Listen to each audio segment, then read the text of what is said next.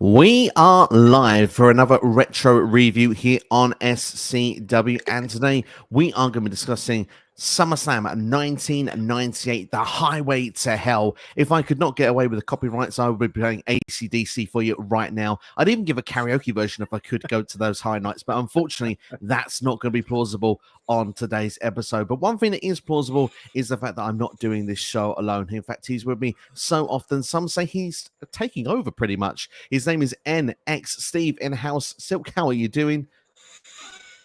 Very good, buddy. Like I said to you just before we started this, I am super gassed to talk about this show. I have not seen this since probably 1998. And my God, it's such a really good show.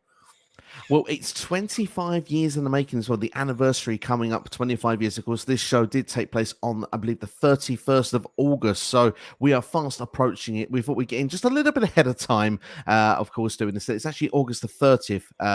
Now got my Wikipedia notes with me. But yeah, I mean, of course, we've just come off SummerSlam this past weekend of 2023 for those that are watching in the very distant future. So it's a good opportunity for us to go back, watch some old school wrestling. And yeah, like we said, we've got some big matches that we've got to see in this show. Steve Austin, Stone Cold versus The Undertaker for the WWF Championship is the main event of this show. We have The Rock and Triple H going against each other for the Intercontinental Championship in a ladder match, and a classic, I may say, as well. And we've got the first ever Lions Den match on this show, Ken Shamrock versus Owen Hart. We'd love to know people's thoughts and memories of this show, and even if you're watching it for the first time, let us know what you thought of SummerSlam 1998. But I want to say a big hello to a couple of people in the chat. Feel free to get involved throughout the stream as well with your thoughts from this show.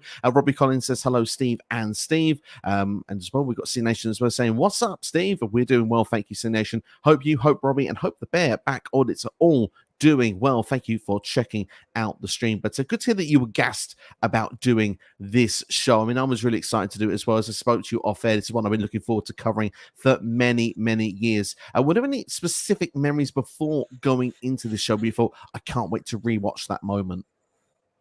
Obviously, the Lions Den match is probably the most famous thing off of this card, if anything. Not to discredit anything else, because but it's like it's just obviously the whole Lions Den. I think we was talking before. There's only been one other Lions Den match in WWE. Austin versus Taker, obviously, as well. And even for me, I remember this D'Lo Val Venis match that kicks off the show because it's I don't know why, but just for some reason I do remember it. It's just there in the back of my skull somewhere. Absolutely. I mean, for me as well, that match has always stood out in my mind as well, D'Lo and Val Venis. I don't know if it's for the intro that, Val Venis with his famous line that he does at the start of the show, like, he says those, dirty promos. Back in the mid-90s, it was all about having a job. You were the dustman, you would do the dumpster drove, so you were a goon, the hockey player. Val Venis, the porn star, of course, he came, he's conquered, and then he came again.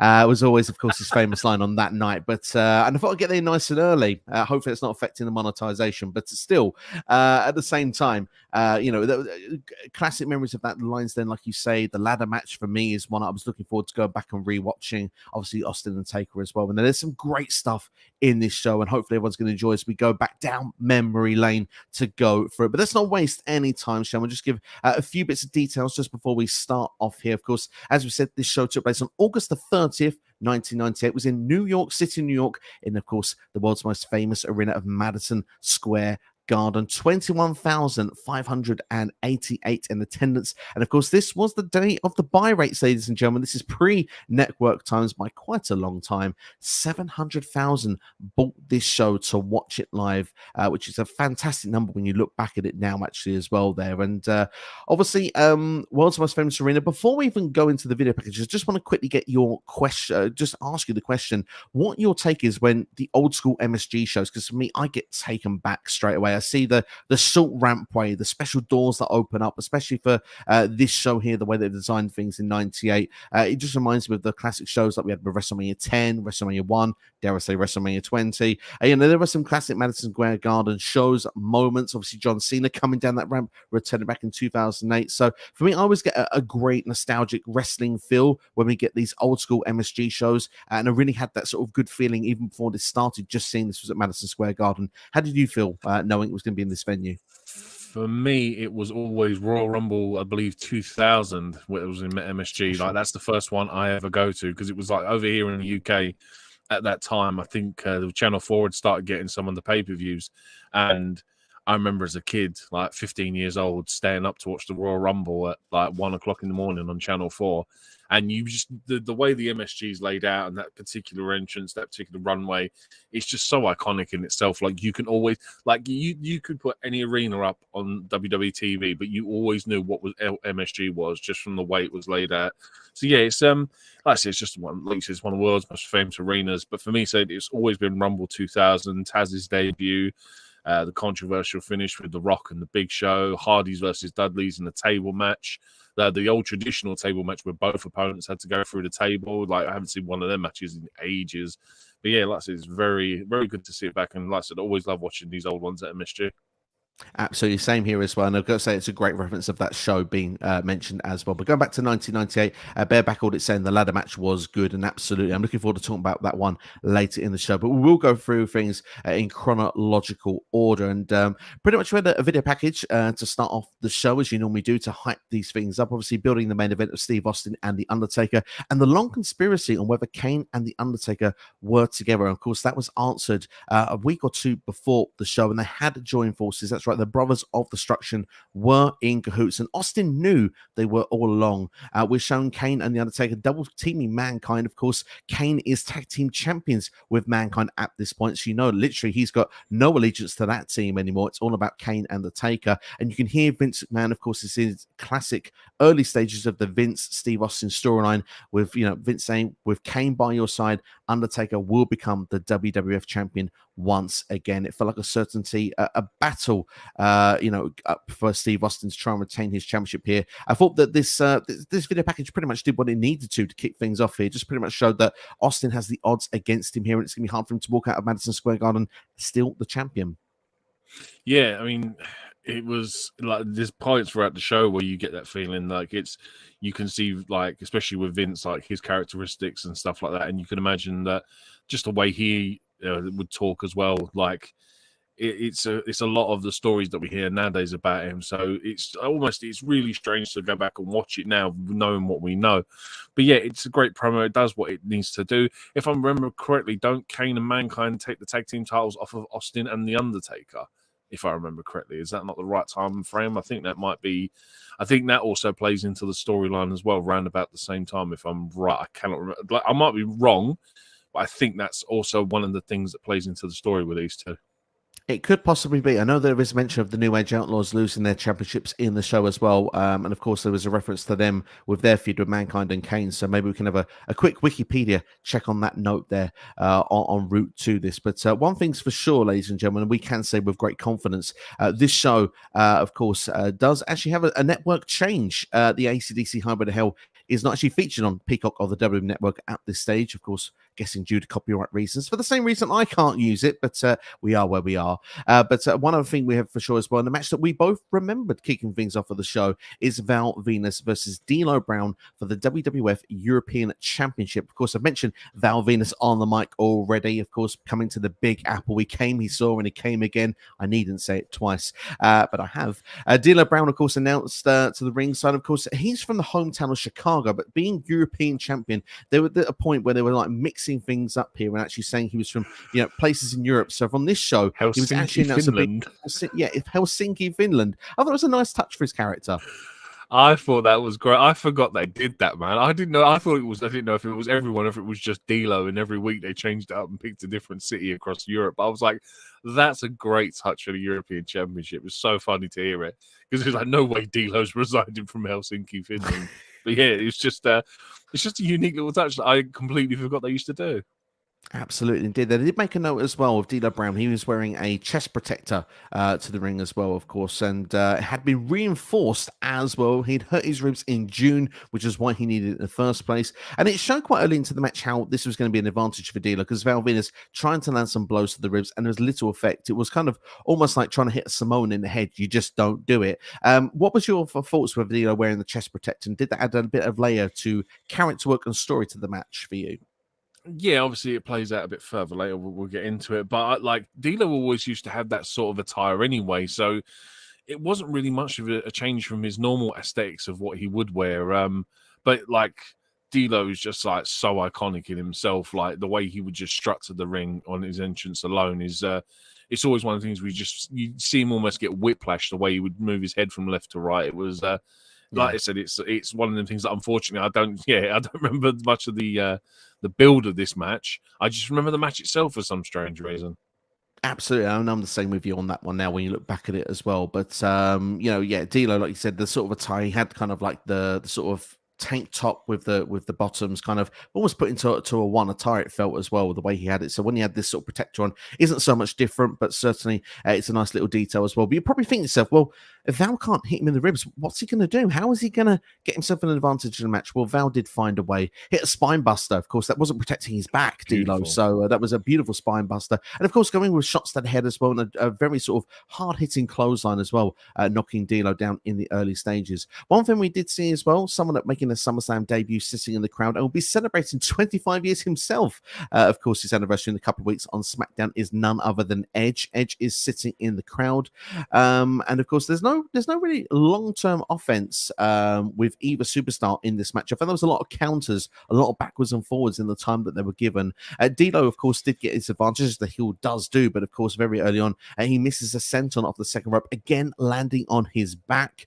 We see Val Venis attempting a money shot from the top rope, which is a big splash for anyone keeping score at home, and it's counted into a sky high for a 2 count. For me, one of the sort of more impressive spots of the match. I really enjoyed this.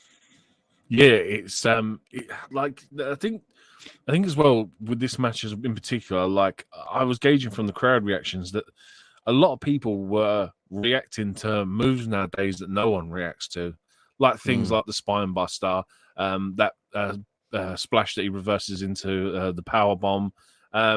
Just the crowd's reaction alone, just I think increased the intensity of this match just from normal average moves that we get every day now. I mean, don't get me wrong, there was a lot of clotheslines in this pay-per-view alone. Like there'd be a lot of rebound clotheslines from everyone, and it was almost like one of them go-to moves in every match back then. But yeah, it's just like I said, the intensity of it just seemed to be a lot higher from that crowd alone. Yeah, I would agree with that. I think it's a great point you make as well, because obviously going back in the old school, obviously do moves feel like they're less special today? Because obviously, let's take it from a modern perspective. Someone that's in this show later on, Triple H, pedigree was always one of the most protective finishers. Obviously, spine buster was a very protective move as well. Pile drivers, but it feels like these days, obviously not the pile driver, not allowed to be used today, but a lot of these moves are used for fun. People kick out of them. You know, Seth uses the pedigree as like almost like a signature move rather than like a special move, and it's like you say, the crowd, I suppose, buys into a lot more of the near falls when you look at this with an older school crowd. It was still real back then, damn it. I think fans are a lot more intelligent to the product these days, I guess, is probably is how it is. We all pay a much closer eye to what's going on, I guess, and I guess that's kind of how it is. And people try to evolve things, don't they? They try to come up with different finishing moves, which means the older moves perhaps are not as much special anymore. Yeah, I know, and it's like it's a shame, really, because I think I said whenever we did a stream a month or two ago, it's like no one ever does a test of strength anymore. You know, like where they used to lock up hand to hand, and one guy would go down and arch his back over, and then he would power out of it. And it's like these are like just some old school stuff that every once in a while I would love to see someone just throw out there, like a Chad Gable, for instance. It seems like a kind of thing he would do, just to sort of almost like remind people where the origins of wrestling started, if you know what I mean. Absolutely, and certainly if like for something like Brock Lesnar, for example, has like that test of strength idea, because it's like you're not going to beat Brock in a test of strength. It's kind of just establishing that dominance. So you're playing the mind games, playing a story into the match as well. And obviously, I mean, Brock is very good with his psychology generally in matches anyway. But at the same time, like it's an old school trait that does seem to be going missing in the modern day. But certainly, it's a fantastic point indeed. Going back into the match though, in the meantime, here obviously D'Lo again screwing things up, jumping off the second rope, is countered into a power slam by Val Venis, and that's actually hit for a 2 count. Val attempts another money shot, and D'Lo gets the knees up. I told you, there's a lot of counters in this match. But of course, D'Lo then drops Val on his head on a powerbomb attempt. I want to get your thoughts on that, actually, when that happened. That would look quite nasty. It was rough. Like I saw it, and I forgot this happens, and like you see him do it the first time, and you're just in shock because you're like, obviously we know what happens nowadays, and like it's a lot more serious than it was taken back then. But like my 2023 brain was just like, oh God, no, please. And even the fact that D'Lo has to redo the move and do it a second time to hit it successfully is it was shocking enough, because I think you probably could have just left it at the 1. Well, I guess it's the dedication of this is how the match is meant to play out. We're going to do, it's almost like a dance routine. We're going to finish that dance routine off the way it was meant to be done almost. But like you say, dropping your head once, you think, do I want it done twice? But obviously, thankfully, Val Venis was not hurt in amongst being dropped on his head on that move there. But certainly was not pleasing for the eye when it comes towards the finish. And to be fair, you could argue that when it comes to the finish, not so pleasing either, because obviously D'Lo misses his frog splash, and Val takes off his chest protector, lands a power slam. Val then puts on that chest protector to go to the top rope. The referee, though, at this point, pretty much says, well, no, because D'Lo's allowed to have this chest protector on. You're not. So he's pretty much pulling on Val's foot to try and stop him from using it as a weapon. Accidentally, Val kind of crotch first, if you want, hits the turnbuckle either side, lands very, very awkwardly. We see, though, afterwards, though, Val does manage to get his advantage once again on D'Lo Brown a couple of moments later. Again, attempts the same thing, but before he can even get to the turnbuckle, the ref stops him once again. Val pushes over the referee, which then, of course, Jimmy Corderas, the referee of the match, calls for the disqualification. This leaves with D'Lo Brown being able to escape back to Helsinki with that European Championship. And, of course, Val Venis actually giving the fans something at least at the end of this by hitting the money shots, and of course it was on poor referee Jimmy Corderas. So the finish was a bit disappointing for me, but certainly they did, like you say earlier in the video, made that chest protector really an important factor in this match. Do you know what it is? It is disappointing, but I think it's not something we see a lot nowadays, where a referee is trying to stop someone. Like if you saw that now with a ref trying to intentionally stop someone from using a chest protector, and do you know what I mean? I think for 1998 and 2023, it's two different times, and like my brain now is like, oh my god, a ref screwy finish and a DQ. It's just like, that's just typical WWE. But back for 98, I can imagine it wasn't really a common thing to have a referee do something like that. I don't recall what many times when a referee's ever interfered with a match and like Val's been split by the top rope. And it was just, I actually thought it was kind of unique, if I'm honest, because it's not something I've seen in such a long time. So yes, it's a screwy finish and a DQ finish, and D'Lo remains European champion. But let's be honest, Val Venis goes on to get a lot worse in the future. So it can't all be that bad.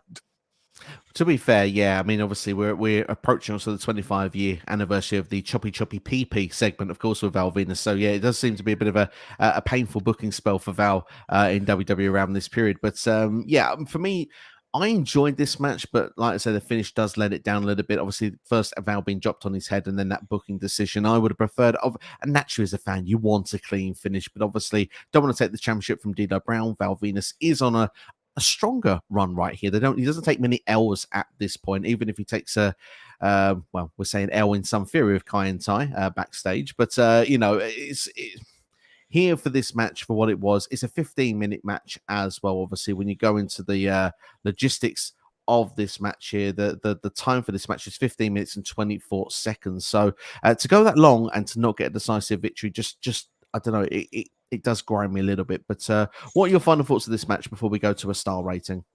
Yeah, I mean, I could appreciate that. I think we're used to more, it's like I said, we're used to more 2023 tropes now, where we get a lot of screwy finishes. I mean, I think the fact that it's a pay-per-view and we're getting a screwy finish is probably the most robbing point. It's like, this is a Monday Night Raw finish, and we shouldn't really be getting this on a pay-per-view where people have had to go out and pay however much to watch the show. So I can understand where you're coming from. Like, I'd be the same. I'd want a decent finish, even if it was a case of even D'Lo getting a roll-up pin. Do you know what I mean? It would be better than having a DQ finish. But then I suppose, without knowing the context and what happens later, I presume this would lead on to possibly another match between Val Venis and D'Lo again for that European Championship. Absolutely. And one other question I've got about that finish, because obviously I think the thing that also affects me a little bit is it's the opening match of the show. Obviously, there's 3 dark matches, or if you want, pre-show matches on Sunday Night Heat. But, when you look at it here with this is the first proper match of a pay-per-view. Maybe this would have seemed a bit more acceptable, said it was the second or third match of the card, but it kind of leaves a bit of a sour taste. One match in and boom, it's a DQ to start things off. I mean, yeah, I guess you can say that. But then, like I said at the start, I think the crowd and their enthusiasm for it almost kind of makes almost balances it out, really, because if we got that kind of match nowadays, you would never see a crowd be that hyped for a spine buster and a clothesline and do you know what I mean? A splash off the top and whatever. And it's like I said, I think for 98 it balances itself out. Don't get me wrong, I'd be the same if they're going to do that, push it to the second or third match. But yeah, like I said, I think the crowd just balances it out for me. Absolutely. Well, let's get your star rating for the match then. What would you give this out of 5? I mean, I'm going to go split it down the middle. I'm going to go 2.5. I think the screw finish just lets it down for me slightly. I would like to have seen, like I said, a clean pinfall at the end. Yeah, I mean, for me, I'm going to go for a 2.25 for the same reasoning. I think the basically the last 2 or 3 minutes of this match really let down. I enjoy it up to that point. I like the storytelling. There's a good narrative playing throughout the match. Obviously, it makes sense going into the finish as well, but certainly just not a favorable finish of what I would like. But for those that are wondering about Mr. Big Dave Meltzer is thinking, because yes, we do give Dave Meltzer ratings on these rewinds, and he's given this 1 3/4 star, which for me I think is quite a low rating, but perhaps maybe he was as affected by the finish and perhaps maybe Val being dropped in his head as well. I'm not sure. Yeah, to be fair, I didn't take the Val being dropped on his head into consideration, but I do think that it's surprising what comes up next. I think that is a bit of an unfair rating compared to like the next match, but I personally thought I thought it was a really good match. It was a solid match from 2 at the time decent mid carders. They did some decent stuff. The crowd loved it. The crowd were into it. So that's why I'm going to rate it higher than what Dave did. Absolutely. And to be fair, I was a big D'Lo Brown fan back in the day. I always loved his work. I always thought it was really good in ring. And leads to a great question as well from C Nation Dog asking, would you consider D'Lo Brown the greatest European champion of all time? Of course, he did have a number of reigns with that championship, I believe 4 in total. Actually currently watching him on quite a bit of retro stuff in 1999 as European champion as we speak. But yeah, I mean, he's definitely one of those that is up there. Would you agree, Steve? He's top 5, but for me, I think personally, it has to be Shane McMahon from his time in the corporation when he was European champion. I think he's probably the most famous European champion because of that time period. But yeah, D'Lo is up there as one of the top 5, definitely. For me, I'm going to go and say yes, just purely because he had a number of reigns, and I think he was consistent as European champion. Of course, the bias in me wants to go William Regal, but yeah, those are probably the 2 first names that pop into my head when it comes to that European Championship. But C Nation goes on to say as well, I wish surprises were kept more as a secret these days. Oh God, we all too much exists. Yeah, the internet exists, which it didn't. So it did then, but no one really had that much access to it then, so kind of got away with a lot of stuff. There were still dirt sheets back then, but they're like, unless you knew what you were looking for, you couldn't find anything. No, absolutely. Well, Jonesy always did. If you bumped into Jonesy in school, he found a way. He always seemed to know the inside scoops. CNation says, remember how fans used to throw stuff in the ring? You can't do that today. Absolutely, especially with those WCW NWO days. But obviously, there was. We won't go into the result of the main event, but certainly 1 or 2 bits of lists do get thrown in MSG at the end of that main event of the show. So yeah, it wasn't. It's just that rowdy New York crowd. But I tell you what, I will give props for when this show opened. The amount of fans that had signs, and I was like, wow, you don't see that at all anymore now. Like there were hundreds of signs there, and like there was a lot of really decent, well done ones. Nowadays, you barely get any, and I was like, do you know, I miss that aesthetic about the crowds back in the 90s. Like they used to be so into it, and they'd have all their own homemade signs. It's just such a shame now. Sometimes there was more signs than people. That just showed the sign of the 90s. You know, if you were like not the front row, you weren't seeing a thing because like literally a sign was like somewhere blocking you off. So yeah, it was a very special time in the wrestling fandom, absolutely. And speaking of different times in the wrestling fandom, obviously we've got some other matches on this show, and one that's certainly going to divide opinion, I think, here, but it certainly is an interesting match on the show, and I'm looking forward to discussing it with you. Is a handicap match, 3 versus 4. It is the Oddities, of course, accompanied to the ring by the Insane Clown Posse. Didn't get to get their intro, unfortunately, like we did in the old days due to copyright reasons. Once again, of course, if you remember, we had the Kurgan, we had Giant Silver, we had Golga, of course, was Earthquake under that mask, if I'm not mistaken, and was carrying Eric Cartman around. The Cuddly Toy South Park being massive there as well, against the group of Kai and Tai, when it was all 4 members of the group. They're in a handicap match. Now, Steve, before we go into opinions on this match, I certainly think we should just go through what happened in this match, if you don't mind, because this match, 10 minutes and 10 seconds long, So it's not the longest match on the show. And obviously, it's basically a comedy match if we're going to keep score here. And a lot of that is at the expense of Kai En Tai's manager, Yamaguchi's son, stealing his shoe early doors, and Golga was smelling it, filling it with liquid and then throwing it at him. We see Kurgan have a tug of war of all the members of Kai En Tai. Yamaguchi just hanging over the top rope. Kurgan letting go and all the members falling in the ring, including Yamaguchi.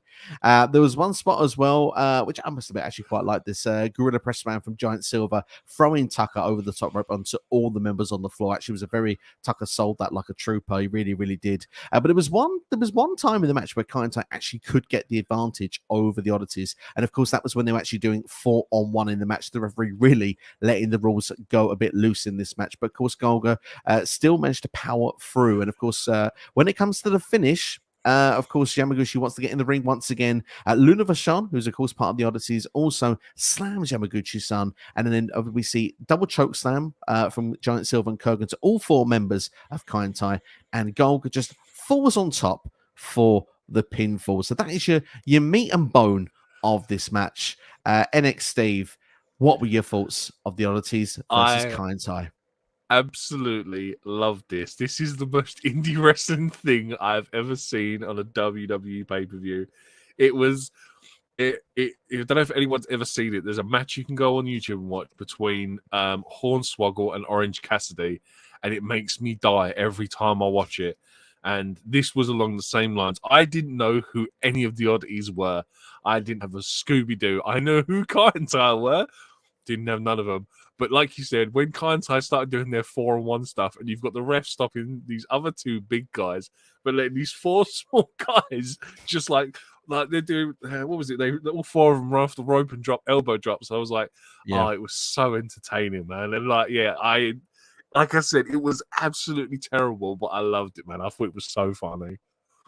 Unfortunately, I have to take the word terrible out of your sentence and say that's where I stand with this one. Unfortunately, this is the drizzling ones, ladies and gentlemen. It's a terrible match. You know, like how things look when you empty a radiator? Kind of like that is what I'd compare to this match. It is awful. But the thing is, though, like you say, there is some entertainment factors from it. Obviously, WWE's form of comedy, it's either for you or it's not. It's where you stand on that side of it. Unfortunately, I wasn't laughing so much. But what I will say is that I probably found this more entertaining back in 1998 than I do now. So a part of me still can see the inner child in me seeing the funny side of it. See, this is where we differ, because back in 1998, I'd have thought that was a pile of crap, and I'd have been like, why are we watching this? Why is this, of all the roster they've got, why have we got the Oddities versus Kai En Tai on a SummerSlam card? I'd have been fuming back in 98, but now watching that, it just shows I've gone down in maturity. You're supposed to get spotlight more mature as you get older. I've just got more stupid. I watched it and I just thought it was great. Like I said, if I'd have paid for a pay-per-view back in 98 and watched it, I'd have been, I've been bumped in. I want a refund. But watching it now, seriously, I would suggest anyone go watch it, because Kai En Tai, do it, man. They're so funny, man. I can watch them all day long. They're hilarious. I just think myself, Legion of Doom are on Sunday Night Heat. Vader is on a match in Sunday Night Heat. And this match makes the main show. I don't know. And it's given 10 minutes. It's longer than the New Age Outlaws versus Mankind. That's the worst funny, because it's trash, but it's so good. It's longer than the Lion's Den match. Oh, dear. Hey. It's longer than Hair versus Hair. Can't I get their representation in? Getting their money's worth. And don't get me wrong, wasn't one of them the light heavyweight champion at the time as well? Probably. I think Taka Michinoku was European light heavyweight champion at the time. Yeah. What a glorious time. What a glorious time. But we differ on opinions. But one thing I will say is, and Bear back audits bring up a great point. Remember when Tucker just about beat Triple H on the SmackDown episode in the year 2000? Things do look up for Tucker. And Tucker is still going today in New Japan, ladies and gentlemen. He's still doing his thing, which is great to see. But you either like this match or you don't. And Steve, I feel you're more on the side of liking it. So let's get your star rating for this one. Let's be honest. It's a pile of trash, but it's funny as anything. I'm gonna give it a 2 to be generous because I said it made me crack up. I think if you had watched it back in '98, this wouldn't even have got a rating from me. But for me, it got a clean finish, which is more than the first match. So I'm gonna say a 2. I'm gonna give it half a star because they turned up to work. That's pretty much where I'm gonna go for it from there. Please tell me Dave's on the same wavelength as me. Ladies and gentlemen, the one and only Dave Meltzer gave this match a -2-star rating. Oh, that's outrageous! That's outrageous! Oh, it wasn't in the Tokyo Dome. That was the problem. Yeah, that's it. It wasn't in the Tokyo Dome. Oh, dude, it was so funny. Sorry. Absolutely. No, you're fine, mate. You're fine indeed. C Nation, unfortunately, doesn't know any of the ones that go back and watch it, C Nation. That's all. 10 minutes of your time is all you need to see this match, and you'll see if you're on my side or NXT side. To be fair, I'm probably being a bit harsh on it, but there we are on it. But of course, Tucker did have the APAs back in the year 2000 as well for that there. So thank you for the reference there of that throwback. But we're going to move things on in the meantime, ladies and gentlemen. And as we go through our notes here, and one thing that we actually slightly missed earlier in the evening, so I'll just mention this backstage moment. Of course, there was a hearse that was destroyed by Steve Austin on Sunday Night Heat, and the Undertaker and Kane were not in this hearse. In fact, it was Mankind's ride. He said that he was going to stuff Kane inside that hearse, but Mankind instead teasing that he would use a sledgehammer instead. So yeah, that was the backstage segment that was in between the opener and that second match. But we'll move on in the meantime, ladies and gentlemen. Of course, we're going to go to a match that involved hair versus hair. X-Pac from D-Generation X versus Double J, Jeff Jarrett. And, of course, he is accompanied to the ring by Southern Justice. And a bit of a note as well from this, from Sunday Night Heat, Howard Finkel. Paul Fink had his head shaved by Double J, Jeff Jarrett, and Southern Justice on that show. As they come to the ring, Sergeant Slaughter actually gets Southern Justice away from ringside, doesn't want them involved. X-Pac actually brings Howard Finkel to the ring with him. So Fink is in X-Pac's corner, and on the mic before this match starts, Fink tells Double J to suck it. What was your thoughts of Howard Finkel being an honorary member of D-Generation X for a night on SummerSlam? There's always one in there. I think every year or every so often DX would get an honorary member. You could write a story on the honorary members list of D-Generation X over the years with Hornswoggle and Kurt Angle and Howard Finkel and all that kind of stuff. But yeah, it's just one of the things. Like we were saying off air before, I tried to find this Sunday Night Heat, but the way they've done the network now, because I was like, so much actually happened on the Heat that I think I needed to watch it just to get some context for this pay-per-view, but couldn't find it. But yeah, it's one of them things, and it's just DX doing what they do. X-Pac at the time is such a massive face as well. I mean, like it's very rare for him to ever be a heel character. But the one question I do have for you is, who was the other member of Southern Justice? I clocked one of them was Midian. Who was the other one? Yes. So the other one was, they're affected with the Godwins. So Henry Godwin and I believe was Phineas Godwin back in the day. And obviously they were repackaged. I believe his name was Mark Canterbury at this point. So yeah, that was the member of the group there. I believe Dennis Knight was the other member of Southern Justice. Not a long-term tag team. They didn't keep that Southern Justice gimmick for too long. Of course, like you say, Midian ends up being a part of the corporate ministry in 1999. So the fact we're in August here shows that this didn't really have a long stint with this team, but under this gimmick at least. But yeah, interesting stuff nonetheless going into it. And I've just got to say a quick note. The new layout of the W Network is a complete mess. I'm not a fan of it, but ran over of that for today.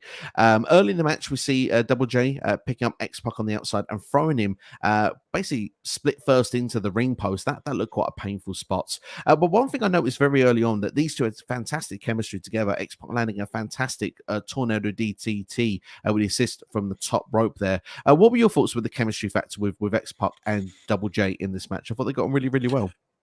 Yeah, it's like, it almost seems like wrestling in the 90s has a bit of a sort of stigma about it. Like, and you tend to forget that there were wrestlers that do have really good chemistry. Like, obviously, Jeff Jarrett's been doing it for like 40 plus years now. So you think he has some sort of decent chemistry. And at the time, X-Pac was like really good. He was one of them cruiserweights that could just like he would do some crazy stuff, and like if you put him in, like I remember his feuds with Kane and all this kind of stuff. So he always had the ability to do some really good stuff and put on really good matches with people. Yeah, it was like I said, it was refreshing to see that back in '98 you got this really good in-ring material.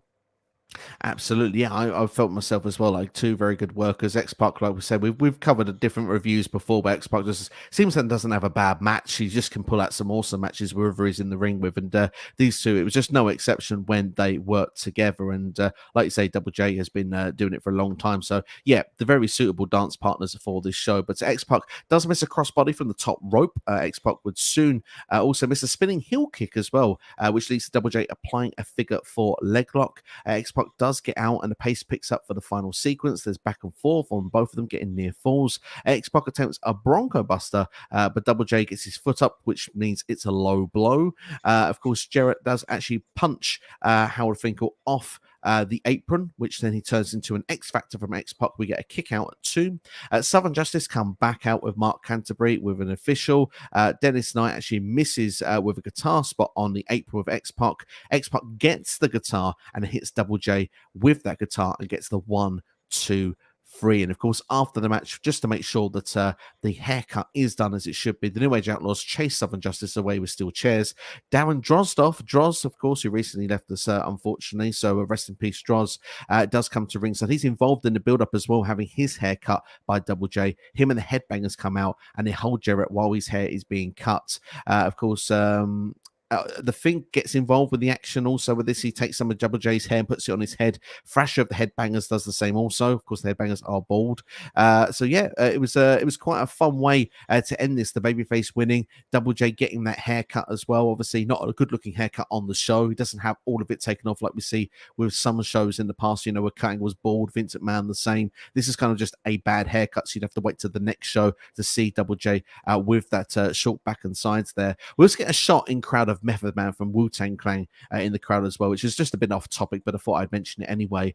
NXT, what were your thoughts with X-Pac versus Jeff Jarrett with these two in the ring?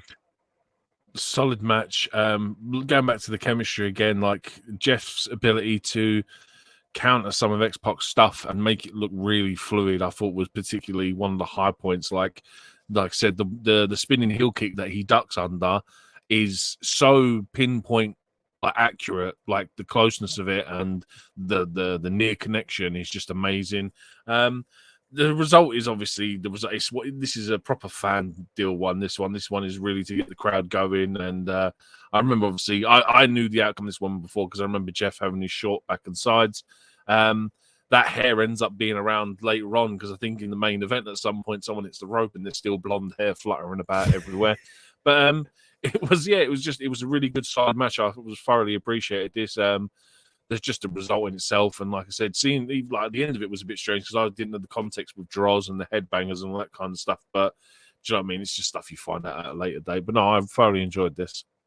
I thought it was great. Like you said, that obviously I didn't follow all the build up towards the show, but obviously seeing this show and learning those little details, it just adds just an element of storytelling to it as well. Knowing that Double J has been relentless. Obviously, you go back into like it's a theme of Double J throughout his career. Obviously, you go back to '99 when he's having the feud with China and he's literally putting figure four locks on every female of the WWE roster, and he eventually will get his comeuppance. So he's kind of done the same here with the hair, and literally, he gets revenge. Revenge is a dish served cold, as they say, and literally it does come back to haunt Double J. But like you say, the short back and sides is the look that we get going forward, as probably people quite familiar with seeing Double J with his later WWF days in the Attitude Era, WCW, TNA, etc. I thought this was a solid match between these two. Obviously, to go into a bit more detail for you, just to get the meat and the bone here. Obviously, this match 11 minutes and 11 seconds. A bit of a theme here with the same number being on the same second of the minute there. But Big Dave Meltzer gives this a 3-star rating. What would you give this for these two? I'd probably give it a 3.5. I think that the chemistry in ring was amazing. I think that it's probably one of the best factors about this ring. Not so much some of the stuff they do; it's just the fluidity of it and all. And this one, we watch wrestling nowadays, and we can see the typical tropes of where they're talking to each other and where they're communicating. I still do it now, even watching stuff back from '98, but I didn't see a lot of that. It almost seemed like this was like a natural wrestling match, and it was really good to see, and I thoroughly enjoyed it. Yeah, I mean the flow of this match is really good. Like you say, it's like almost feels like these two have been doing this a million times before, and they know exactly where they're going to be for each spot. It really is magical to see, and I think I think a 3-star rating, 3.25. I think probably somewhere in the middle. I think is a fair rating with it. I think obviously it's the right result. I like the fact that we kind of get that, we get the happy ending at the end of this, and that's what we're looking for here. And obviously Double J gets his comeuppance. So yeah, all in all, I think that this pretty much ticks all the boxes for me, really. We'll drop into our chat very quickly. We just want to say Daz is in the house. Well, big up Daz. Thank you for joining us. He asked us, was the Undertaker in this one? He was in this show. He's in the main event. We'll be talking about him and Stone Cold Steve Austin. Of course, that'll be towards the end of the stream, of course. And obviously, C Nation, give a bit of just an off topic. You mentioned about the NXT North American Championship match. He reckons Jacqueline will beat Dominic Mysterio tonight with Rey Mysterio in his corner. Time will tell. We'll have to wait and see if that does happen. For those watching in the future, yes, that's the day we recorded on either Jacqueline became the North American champion or he didn't. We'll find out one point or one way or another. But one thing is for sure, we should go back into the detail once again of the show here because, like we say, we get our first look at the Lion's Den after this. Doc Hendricks is there backstage. They're kind of showing that structure. Looks very impressive, very much a small version of a UFC cage. It's very small, really, but it does look very impressive as a structure. What did you think of the structure of the Lion's Den? I am so angry that this is the only one of 2 times we ever get a Lions Den match. Like, it's the aesthetic of it and the appeal and the look. Like, I know we get, what's the one they do now where it's a cage with no ropes, Rage in a cage or something? I don't know. Fight Pit. Fight Pit. That is, do you know what I mean? Give me a Lions Den all day long. It's such a better aesthetic for a ring rather than just a cage with like a fight pit with no steel ropes. It's like, give me this all day long. I was so impressed by it. It was. I know it's not a ringside, and they kind of got that. They're in the Madison Square Garden Theatre, so it's backstage. You've got their own audience and everything. It's a very different feel, but certainly it's very impressive. I think you could still use that today. This structure for the Lions Den match. Obviously, Sinesh asking what this is. I mean, obviously, it's basically a circle ring. It's not a big ring. It's kind of like a circle canvas area with like a cage going outwards like that, obviously, and it just goes around. And it's kind of got that, gritty like kind of steel cage vibe that you'd have today, and it's just a gritty looking cage. It's kind of got like that. It's a smaller version of a UFC vibe, but the thing is that they can't get away from one another when they do have their match, and it's just, we'll be talking about it in more detail very, very soon. But as a structure, to go back and just check it out, looking at it, obviously we won't be talking so much about the modern stuff, but you think about Ronda Rousey versus Shayna Baszler from SummerSlam this year, 25 years later, MMA rules. This would have benefited so much more being in a Lion's Den rather than doing MMA just simply in a ring with ropes. It kind of felt like, when you look at the Lion's Den, it looks legit because obviously Ken Shamrock is a legit UFC fighter as well, just like Rousey and Baszler were. So for me, it would have been a much more nicer fit to see that in 2023 being brought back. They must have it somewhere in a warehouse. They could have dug it out. You'd have thought so, man, and especially with it being 2 women as well, having 2 women to be in the only I think the second pay-per-view Lions Den match, it would have made a hell of a lot more sense. Like this, it's the perfect opportunity because you have 2 ex-female UFC fighters, and yeah, I think they dropped the ball with it. Like I've spoke to you before about my opinions on that match, but like it could have been what it could have been, and what we got are just 2 completely different sides of a coin. Absolutely, indeed, there. But, it is what it is, unfortunately. But one thing we do get as well, we get The Rock having a promo backstage with Michael Cole, ladies and gentlemen, in WWE in 1998. And, of course, they go back to when there was an attack on Sunday Night Heat with the Nation of Domination and Generation X. The Rock hitting a shot on Triple H at the back of his leg with the Intercontinental Championship. And pretty much The Rock basically just says, how are you going to climb that people's ladder with one leg? We'll find out later, won't we, how that's going to work out. But what we do know as well, that follows up then to nicely to match 4, which was a mystery partner with Sable against Marc, Mero, and Jacqueline. Of course, Sable was the valet for Marc Mero, and they were a partnership as well, if you will. And they're pretty much separated. They weren't together anymore. They played that storyline out quite nicely. at this point. They weren't doing the intergender match here, but one thing they were going to do, they were going to even up the odds because Mero had Jacqueline that was attacking Sable on every given opportunity. They showed a couple of clips actually from previous Monday Night Raws where Jacqueline was attacking Sable. Of course, for those that have seen the Fully Loaded show will know how the bikini contest went on that show. We will not be discussing that here today. But yes, we did get a surprise partner for Sable that was introduced. And he was mentioned earlier on the show. He was sitting in the crowd. In fact, it was a man making his first appearance at SummerSlam. And he's still around 25 years later. It's none other than Edge, ladies and gents. What was your thoughts as Edge being announced as the surprise tag team partner for Sable? Almost ruined by the fact that he was in the crowd for the D'Lo Valvina's match. Like, it would have just been a much bigger thing. But it's really hard to watch Edge because this is, I believe, his first SummerSlam appearance. And sitting there watching him, and there's no crowd reaction to what we get nowadays is really something really weird. And then the character as well at the time is almost like, I don't know, grungy emo child where he's just screaming at everything. So again, he's not developed who he is. So it's really weird watching an older version of Edge for me. But like I said, it's good to see like Edge being used on the card because this is kind of like his breakout year. I think 98 when he starts making his starts to make a name for himself.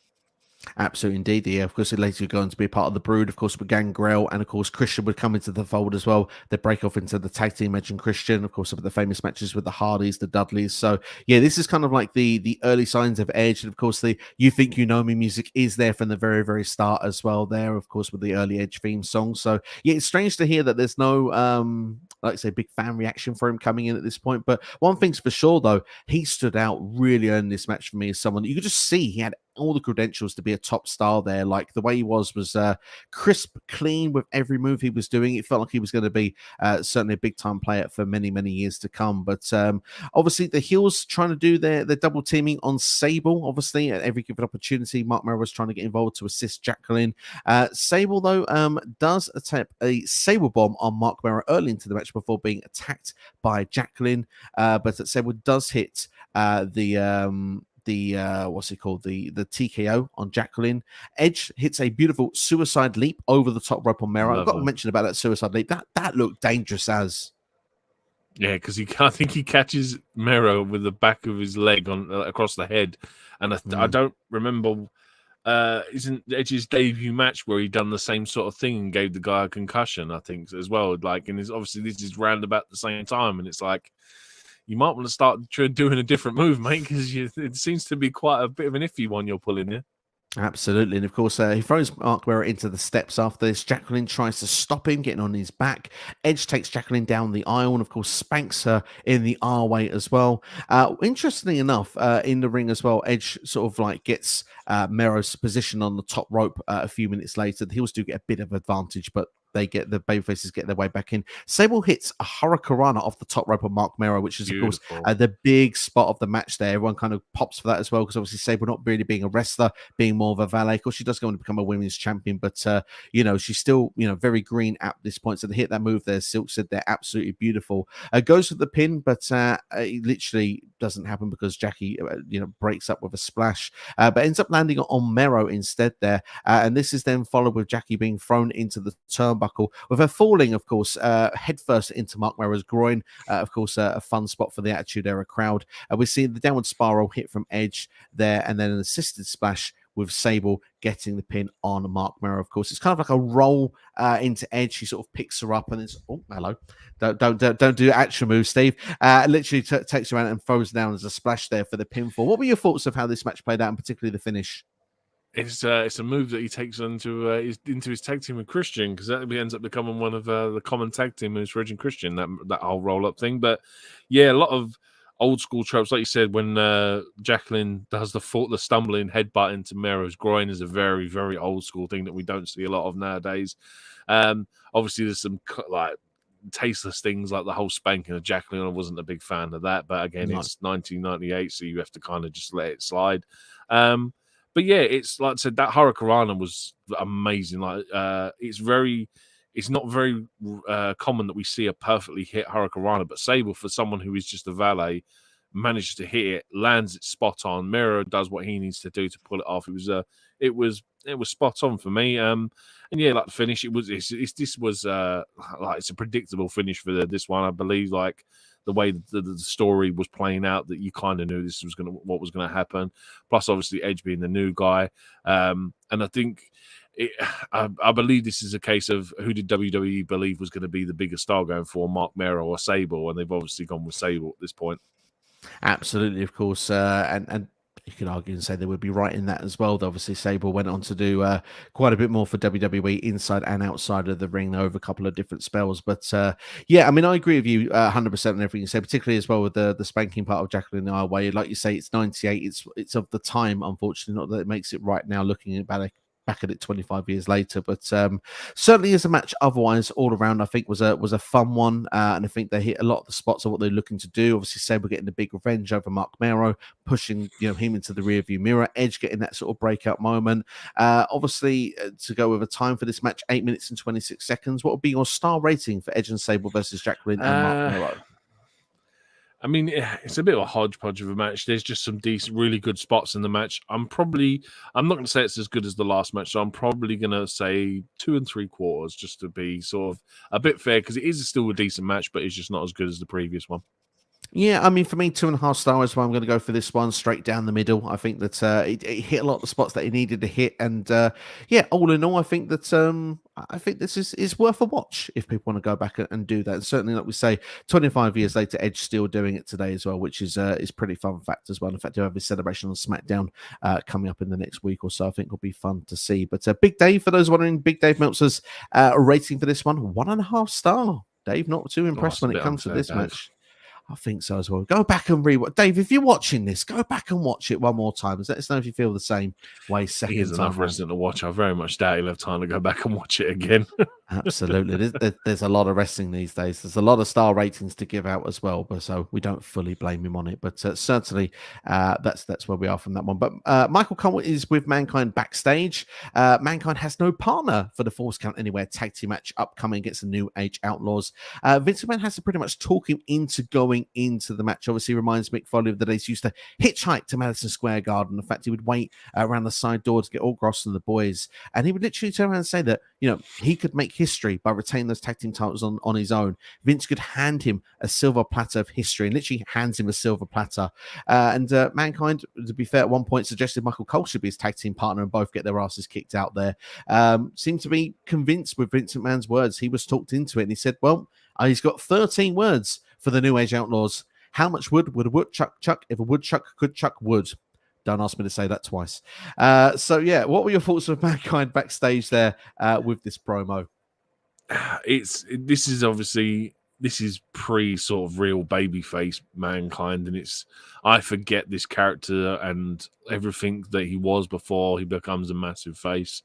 It was interesting to see Vince McMahon obviously almost doing the show must go on and doing anything to get the show, like to make sure that the show goes on and stuff like that. So it was, again, this is sort of like a foretelling of what his character would be like, and almost how he is in real life. Like you can imagine, like if that wasn't videotapes and that was a real scenario, he'd have done the same thing and said the exact same thing from a business sense just to get the match on the card.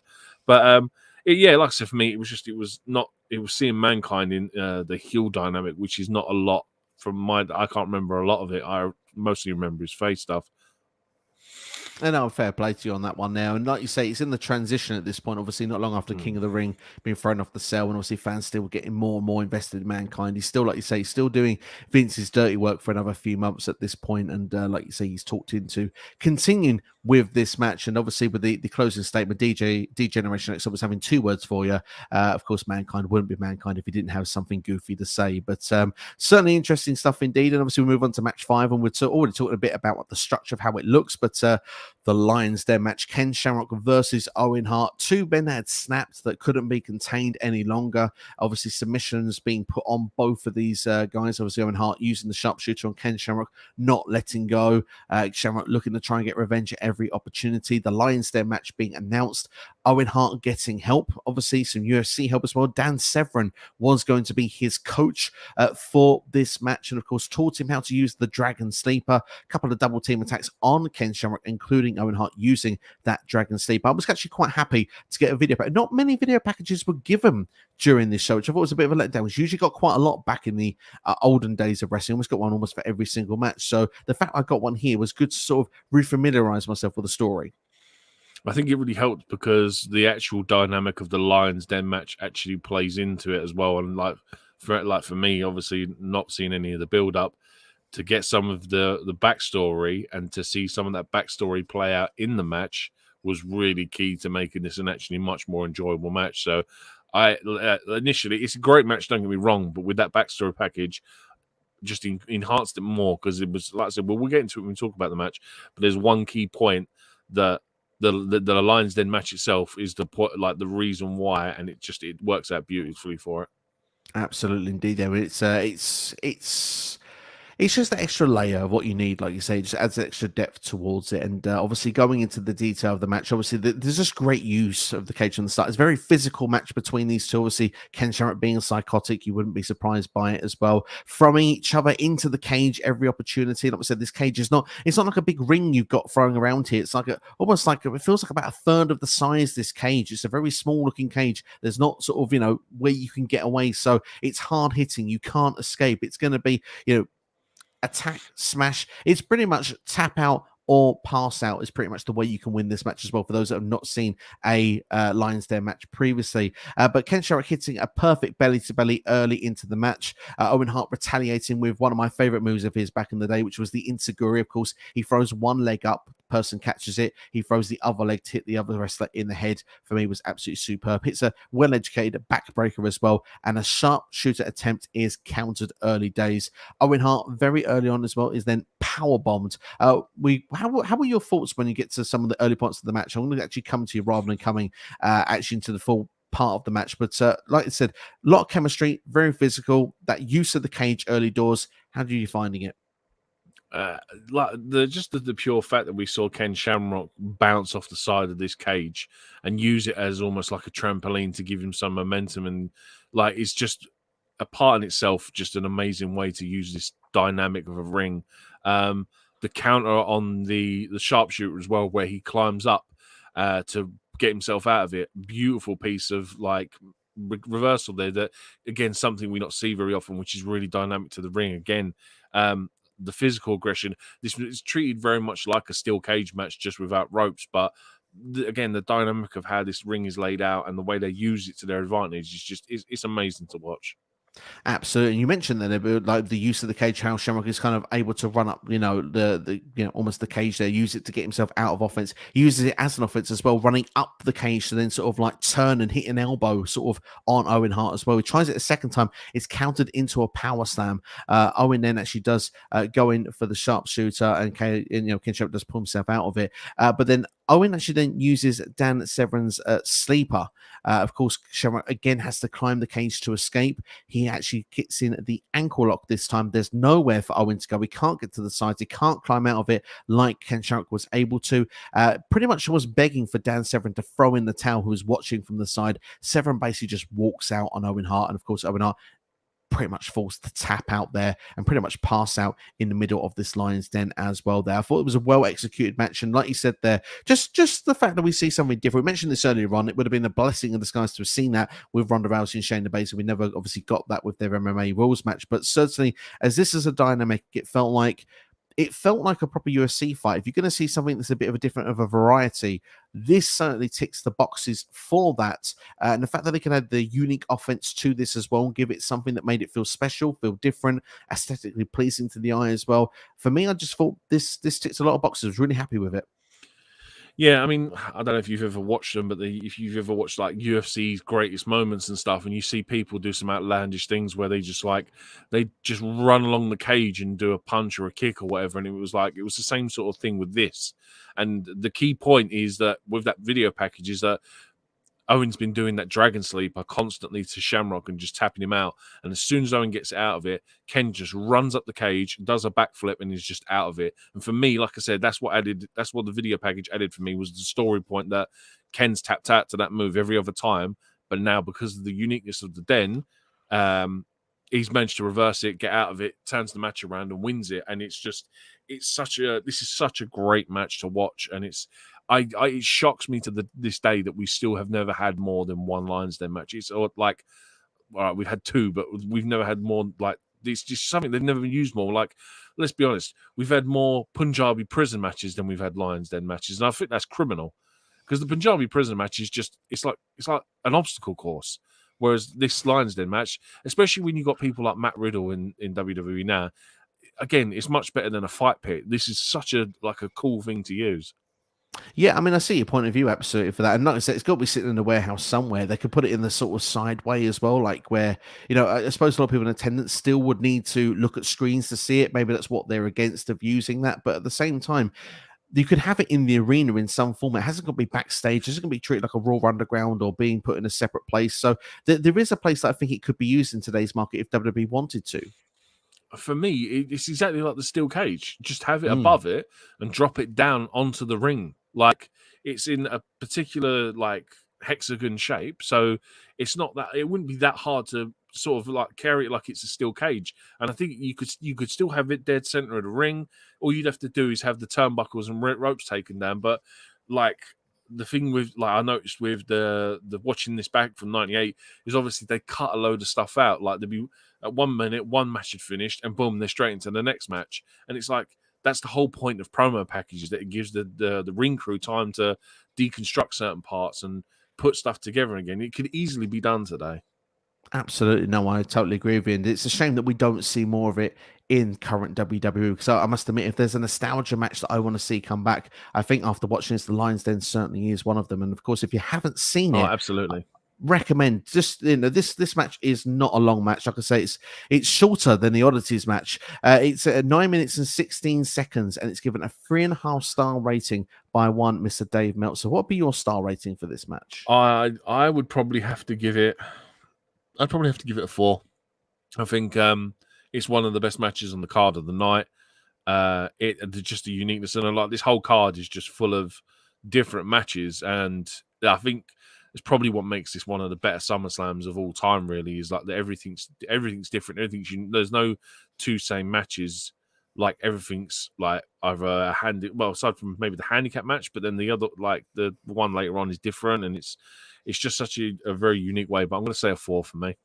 Nice, I like it. I'm just going to agree with Dave. I think 3.5 is a fair rating. I think for me, I could have gone longer. I could have happily seen this match go on a bit longer. I felt that the fact that it was only 9 minutes and 16 seconds, I felt if they wanted to, they could have told a further story with it. But I suppose to get what we got, they delivered the message they wanted to in that time. They came out and they were happy with the job that they did. And I've got to say, as a viewer, so was I. So I think 3.5 stars, certainly not a bad rating to give for these two at all.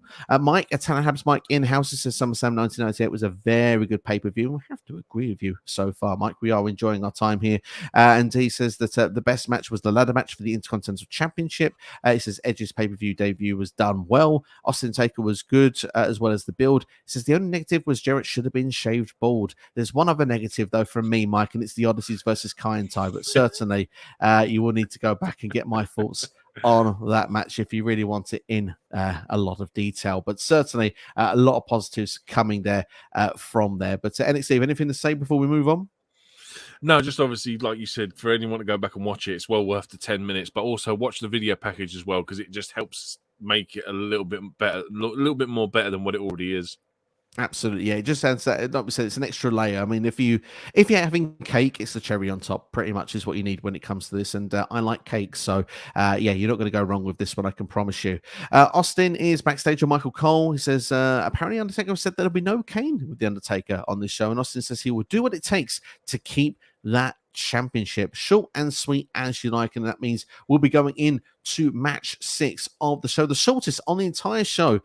This one only goes for 5 minutes and 16 seconds. It is the Falls Count Anywhere handicap match. The tag team titles are on the line. The champion Mankind defending. Of course, his partner was meant to be Kane Kane was meant to be the partner. As we said earlier in the show, Kane had turned on Mankind, is aligned with the Undertaker, but Mankind looking to try and do the job anyway against the New Age Outlaws. And like you said there, Mankind getting quite a bit of offense done against him, but also did manage to try and make some comebacks of his own. A couple of times did attempt a pinfall on the outside. I think he sort of run into the steel chair, into the Road Dog in the corner. Billy Gunn was taken out on the outside, managed to try and get a pinfall attempt. Mankind did sort of hold his own for a short time in this match.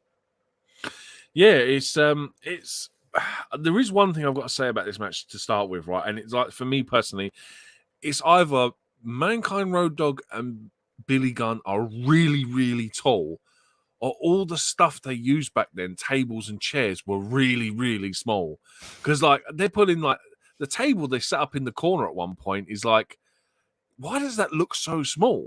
I don't know if it was just me, but I know Billy Gunn is deceptively tall, so that's the reason why I mention it. But no, it's Mankind getting some great offensive at the start. Obviously, it's just the way that this match played out. I mean, it's the problem they have with it is that they're trying to, like you said earlier, Mankind is in his transitional phase. He's going from heel to face, but then you've got the New Age Outlaws who are part of DX, and they're one of the biggest things in the Attitude Era at this point. So this was probably one of the really hardest things to probably book on the show, I imagine.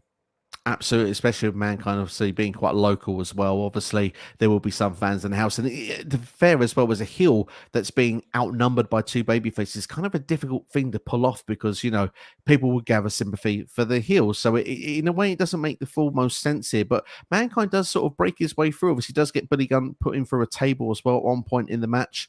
But in the end, it comes down to a few double team moves to put Mankind away. First is a back suplex into a neck breaker combination. At the second, it's a powerbomb assisted through two steel chairs. That was quite a gruesome looking one. Mankind kicking out on both of them. But then there's a spike pile driver on the tag team championship to pick up the victory for the New Age Outlaws and new tag team champions. Of course, get out of there fairly quickly as well. But before they do, they said they're going to put Mankind where he should be, which is in the trash. And so they throw him in the dumpster. But as they're in the ring, we see Kane appear out of nowhere from the dumpster.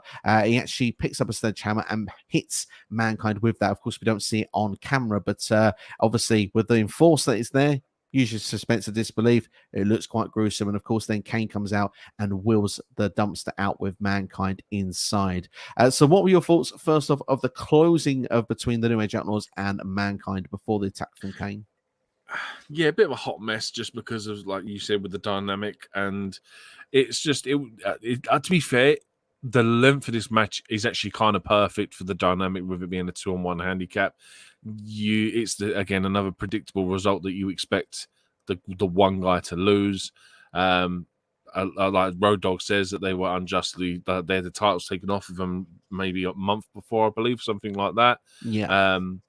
But again, it's hard to book the Outlaws badly when they're one of the hottest things. And the whole thing with Kane being in the dumpster, like, it's such a trope for the 90s WWE. Like when Taker isn't in the casket. Oh no, was it Taker? I'm trying to think the one where they pre-recorded it from a certain. Oh no, I think it might have been Randy Orton. I'm thinking of when he sees himself lying in the casket, but you can tell it's a pre-recorded angle and stuff like that.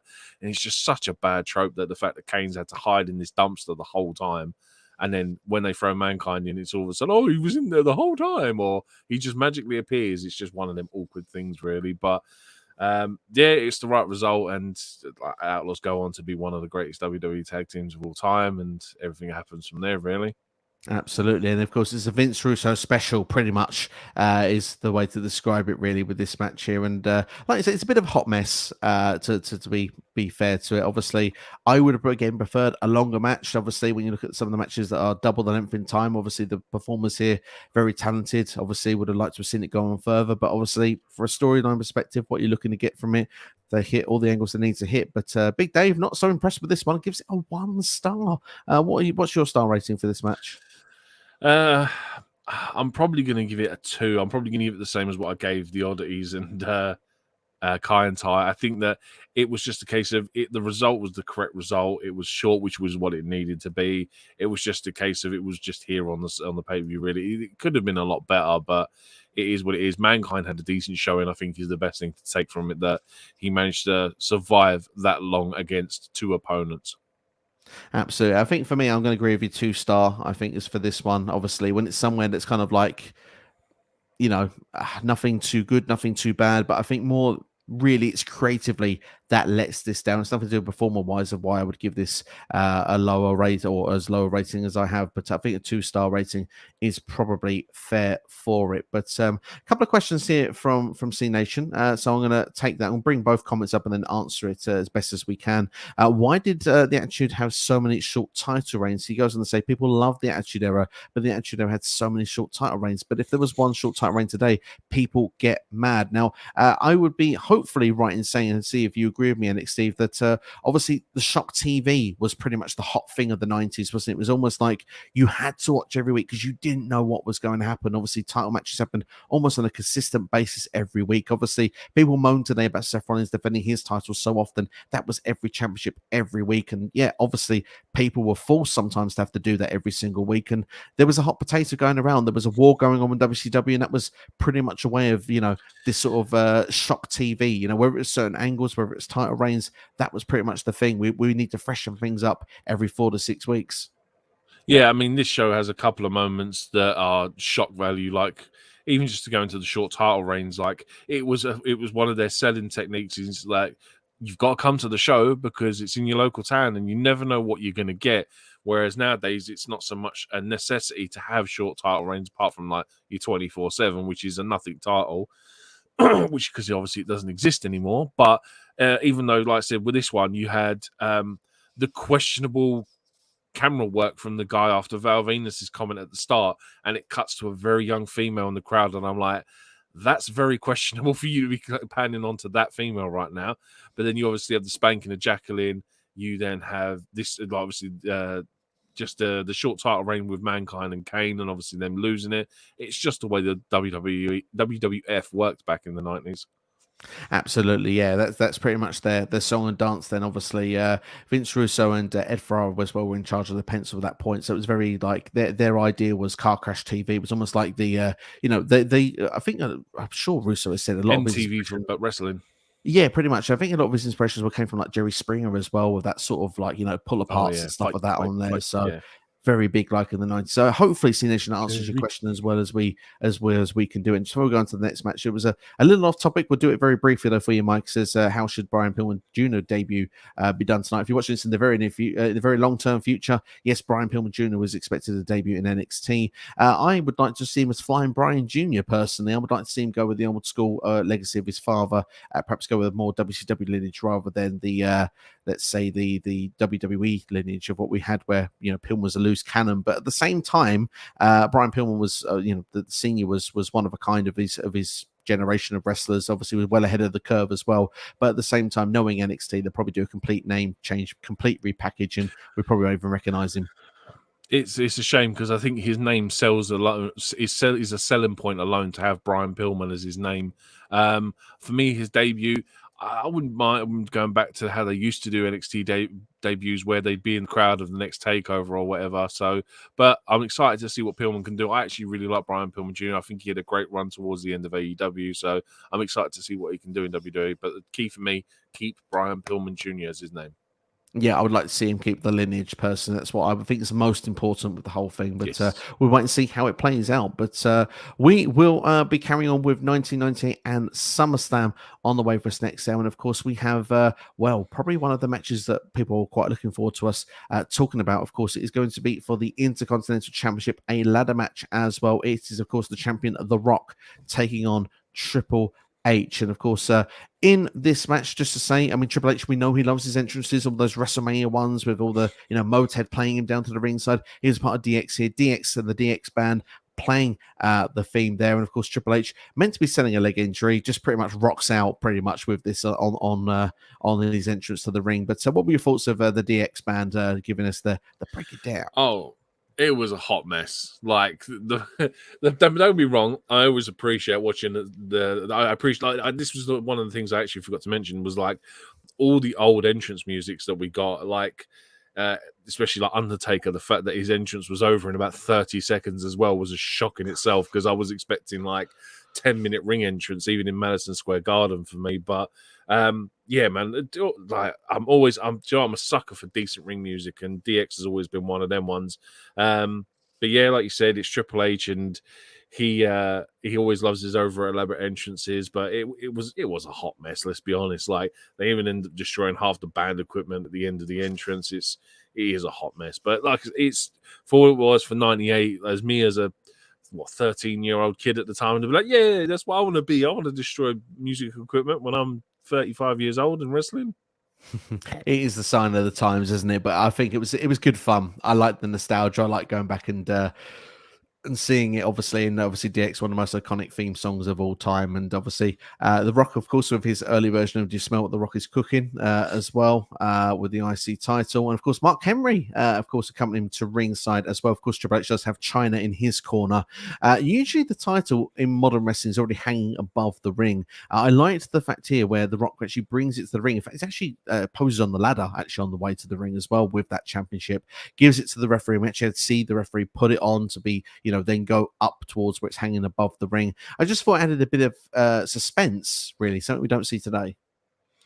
Yeah, I know what you mean. It's like I had the same thing, but then the only awkward part was it took the ref so long to hang the thing on the loop. That was the problem. It took him ages to do it, but I know what you mean. It does add to the intensity and the build up. Like you honestly, you're just waiting for these two guys, especially in '98, and at this point, they're really both sort of upper mid carders at this point. That you're just waiting for this to pop off, because these two obviously, like, you're looking at them and you're like, these guys are going to be your future going forward for the next 10, 15 years. So it's just like, it is a nice touch. But yeah, my God, if that ref doesn't say hurry up, man, I'm going to get bored and fall asleep here. Especially, you got to remember, we'd be watching this at 3 o'clock in the morning or something at this point. We'd have dozed off by the time the ref would have attached it to that hook. It's probably the reason why it's not done today. Maybe just watch this show and Vince meant not doing that again. But the thing is, though, the one thing I liked was just you see that championship going up and you see both of the heads kind of go with it. It's kind of like looking up, you got to climb now. You kind of have that sort of feeling of, oh God, what if I had to do that? That's just. And the thing as well is it's not 20 foot up in the air either. It's about 12 foot up in the air. That was the other thing I realized as well. Yeah, it's not as high as usual, but yeah, it's a fun time. And I've got to be honest, Nick, Steve, I do apologize because this is the match. I got all the notes in the world for this one. We're not missing a detail when it comes to this match because, like we say, I mean, the thing is, the wrestlers as well, early doors into this match, had to really work to get the ladder. Like, sometimes today people just go and get the ladder and get in the ring and they get on with the big spots. These two actually had to work for the ladder. Every time a superstar was getting near it, they were stopped by the other one. Like the first usage of the ladder actually happens when both of them are outside of the ring. It's placed against the ring apron and to the ropes as well. And obviously Triple H is thrown into it via The Rock. What's your thoughts of how these two had to really work to get the ladder involved? Do you know what it is? It's because we don't get one-on-one ladder matches very often nowadays. No. And I think when we go back and watch something like this, that we really appreciate the dynamic and the aesthetic and the fact that it's a case of either you or me are getting this ladder, and I'm gonna do all I can to stop you from getting it. Like nowadays, most of the time, it is mostly money in the bank. So you got 6 guys. What's the first thing all 6 of them do? Jump out the ring, grab a ladder. It's literally the first thing they do normally in every match nowadays. So to go back and watch a one-on-one dynamic and watch them actually have to fight for the ladder is really nice to see.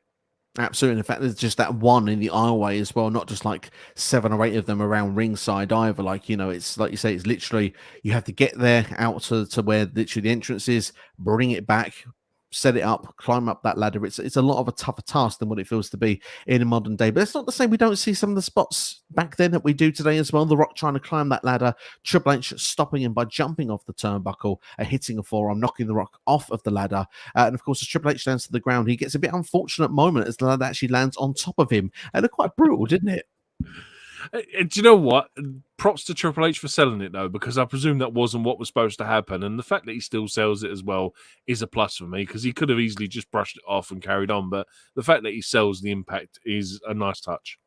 Absolutely. Triple H is selling, for the most part of this match, is very, very good. There's one moment I will have a bit of a laugh at later, but he does this trying to climb the ladder and The Rock pulls him off. And this is the moment where Triple H lands awkwardly when he's right knee goes back down to the canvas. So you see that he re-aggravates that injury that we've seen was actually included on Sunday Night Heat. So eventually this leads now to The Rock saying, well, let's go and attack Triple H's leg. And we see that they actually throws the ladder on the leg of Triple H in a very fast pace as well. It looks like quite a gruesome looking spot. Then he traps the leg in the ladder, stomps on it a number of times. Then he uses a steel chair as well on the ladder. Really for this here, I mean, obviously psychology with the ladder match, it's perfect. Take out the wrestler's right leg. But the fact that they've used that detail from Heat, find the perfect moment in the match to sort of like go, there it is. There's that thing we saw earlier on, and now we know this is where we're going to be going forward. It's a good touch for this match. Yeah,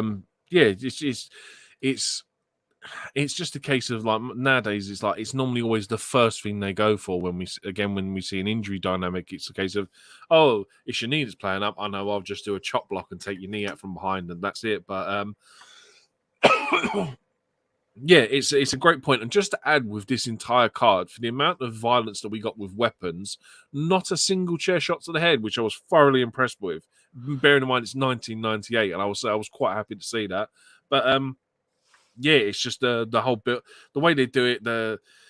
This is now we're getting to that point where it's a case of right now, if Triple H is going to win this, it's going to take him 20 minutes to climb a 6-foot ladder because of that knee injury, and we know it's an old trope nowadays, but it's still a fun thing to see, especially in '98, because at this point, it's not like ladder matches are common. It's not like they're common. Like I remember at some points you wouldn't get one for maybe a couple of years. So to see again, it's at this point in '98, it's a really good thing to see.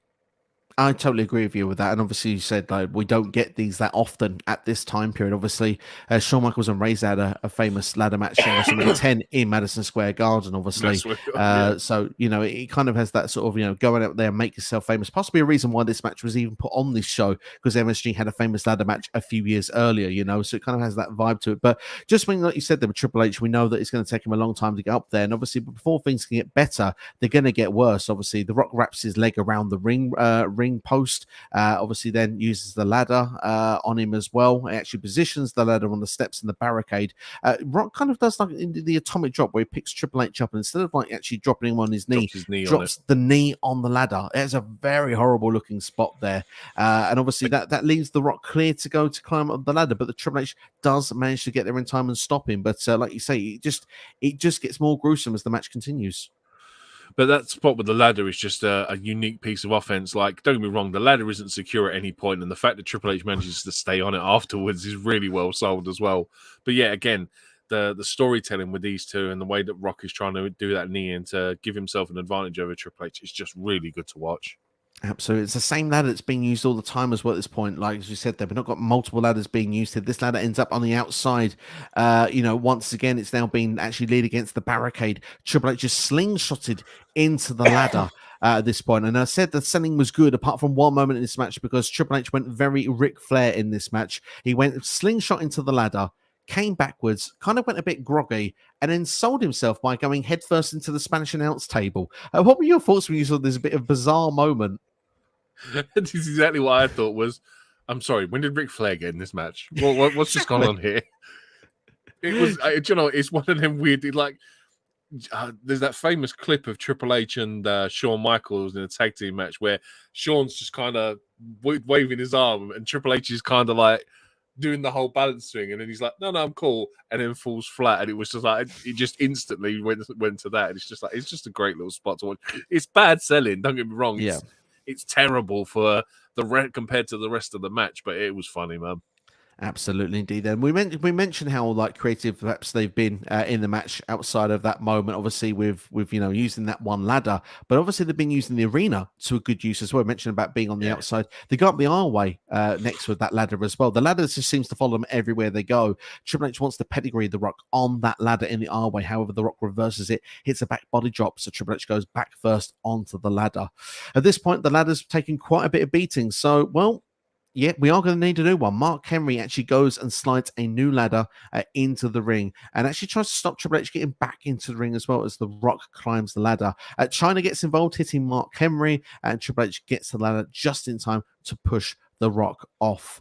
There's a brutal looking spot afterwards because The Rock's pushed off and he ends up going to the outside. That ladder's pushed over as well at this point. So Triple H thinks it's a good idea to do a baseball slide into the ladder, into The Rock's face. This leads to The Rock to be bleeding and a big reaction from the MSG crowd. I thought this was one of the more dangerous looking spots of the match, and I thought it really paid off really, really well. It did, and it was quite a shock to see The Rock get color. I think that was the biggest thing for me. Like, it's like obviously he's like tweener at this point, because obviously they're sort of fading out the Nation of Domination at this point, because like you can tell from Mark Henry's attire alone, because he's wearing just a sweater and jeans compared to like what they used to wear in the Nation of Domination. But this is obviously like a year before the corporation and all that kind of stuff. But yeah, it was, like I say, see The Rock getting color it was the biggest thing for me. Like, I forgot that at some point in a wrestling match, this guy does get color. Like, it was shocking to see. But it's, again, because of the rest of the show, it was kind of like one of the standout moments. It was one of the things that made this match memorable. It's because I think he's the only person that gets color. Yeah, he does. He's the only person that gets color throughout the whole show. And it was like, it's just, again, it was like every single match on this card had its unique point. And that was one of the points of this match, was The Rock getting color. Absolutely, I totally agree with you. And like you say, it just adds another layer of the violence of what these two have been going through. Really sort of an all-out war, if you want, at this point. Of course, both of them end up back in the ring. They're both on the ladder. Triple H gets punched off, The Rock with his punching ability, punches Triple H off of the ladder. He goes into the corner, ricochets, though, off the other ladder, back to Rocky's ladder, and ends up pushing Rocky off. And obviously The Rock then ends up sort of falling onto the top rope, selling himself in a really funny way as well. Kind of his funny sell of the match as well, the way he kind of just lands headfirst on the ring rope and then kind of just fall himself backwards. What did you think of that? Do you know what? There was points in this match where the pair of them would be laying on the canvas and Rock would just be doing like the most audacious body twitches. And I'd be like, I forgot that The Rock used to be like this. Like, there's at one point, like every single limb on him just starts flailing. And I'm like, oh my God, I forgot this is how The Rock used to wrestle. Like, it's such a Rock trope. But it was, you know what? It was a really nice flashback. And I was like, oh, for how bad it is, it was like, nah, it's a good flashback. It's a good memory, that. Absolutely, yeah. I feel the exact same. The Rock was always special when it comes to selling at moments as well. Obviously, remember how we sell a Stone Cold Stunner back in the day as well. Was always hilarious. But no one does it like The Rock there. Austin Theory did his best though to try it, certainly. But obviously, back into the match in the meantime. And obviously, Triple H needs to get back into this at this point. He's handed a steel chair from China, and he hits The Rock, who's holding a ladder at that point, which sends him down to the canvas. Triple H continues hitting chair shots on that ladder with The Rock underneath there, which I thought was another gruesome looking spot as well, the way that they sold this. The Rock, though, of course, does manage to get an advantage once again, hits his people's elbow on Triple H, who's on the ladder. I thought it was a fun, creative spot use of the people's elbow as well. But Triple H, again, gets the advantage, goes to climb the ladder. He jumps off, though, and lands onto The Rock and gets hit by a rock bottom. So The Rock hitting his finishers at this point. The Rock then climbs and his fingertips away. Of course, that's when Triple H pulls him down. And obviously, once he pulled him down, Triple H hits his finishing move. The pedigree is landed to The Rock. And at this point, we think Triple H clear going to win at this point, hitting his finishing move. Rock's out cold. Mark Henry throws powder in the eyes of Triple H. Triple H can't see anything, but he does attempt to climb despite being blinded. The Rock meets him on that ladder. The Rock punches, as we know the world The Rock can do, gives him that advantage. He looks like he's going to win. He actually looks like he's going to clutch that championship. But of course, China comes in, balances things out, hits the low blow on The Rock, which sends him falling off the ladder. Of course, Triple H comes to a little bit. Of course, still got all the powder in his eyes, but certainly, just as The Rock looks like he's going to get to the ladder, Triple H grabs that Intercontinental Championship and secures the championship here. Of course, these two wrestling for 26 minutes and 1 second. For me, a creative ladder match, a great use of the ladder all the way through. And like you say, an old school ladder match here. Not so many flippy spots. It just felt like an old school style one, very creative with the spots. I'd love to see some of the spots that they do now, especially when you see things as well, like The Rock taking the ladder upside down, just hitting it in the ribs and stuff like that. We don't see that sort of stuff these days. So for me, this was an excellent match. I really enjoyed it. Even things like the powder shot, like there's so many times we see it nowadays where they just always botch it. And the way Mark Henry just dash that powder in Triple H's face. Like half the cameramen ran because like there was the other thing I noticed is like it's like 10 photographers around the ring like taking photos, but they all seem to be covered in it as well. And again, another unique thing that I don't think I've seen in another ladder match is that the guy that's been powdered actually finds the ladder and is still trying to climb it, even though he can't see like 2 inches in front of his face. So I thought it was, again, a really unique way. And yeah, like you said, man, it's just an old school ladder match and stuff that, again, unless someone's bouncing off top ropes and or whatever, it's a really nice thing to watch. It was such a great match to watch. I thoroughly enjoyed it. For me, match of the night on the card. I have to agree. Match of the night by far. This one, it was a real standout. If there's like one match you need to go and see, it's this match for sure. Lions Den obviously would be second choice for me, but yeah, this was an incredible match between these two. Very creative spots, as we said already. There, it's a fun time watching this match. It's a real throwback to the old school style ladder matches, and yeah, I think these two did a great job. And obviously, Dave Meltzer seems to agree with this. 4.25 star. Is his racing for this match. I'm going to go and one up it a little bit. I'm going to go for 4.5. I think that minus the silly botch or silly sell that Triple H did on the floor, I think is the only minor takeaway from it. But certainly this has got to be up there with some of the best matches in SummerSlam history. Yeah, I'd have to say a 4.5 as well. I mean, like the fact that China and Mark Henry as well, that they're dynamic, they're not overused, which we tend to see a lot of with valets nowadays. Like they're used really, really well. Like I was expecting China to power slam Mark Henry at some point, to be honest with you. But yeah, like you said, it's just the silly little bits in the middle.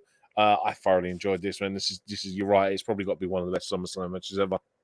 It really has to be. And the thing is as well, I like that it doesn't break down into Nation of Domination versus DX. They kept it mostly, like you said, Rock versus Triple H. And of course, like you said, Mark Henry and China, when they were involved, played their parts to perfection as well. It was ticked all the boxes all around. It was a fascinating segment to see. And of course, we do get a sort of network exclusive as well backstage where you can kind of see tape exclusive. I think it was home videotape exclusive. Yeah, where The Rock basically says that he refuses medical help. We hear people calling backstage, "We need the Undertaker. We need the Undertaker." And clearly see this is not something you get on the actual show. But Rock says that he is the people's champ. He is the people's choice. In due time, payback is a bitch. Of course, he's got the blood on his face as well. Does feel like it's quite an iconic moment. You can feel and see the reason why WWE would have added this to the home video footage because, yeah, it was a nice touch.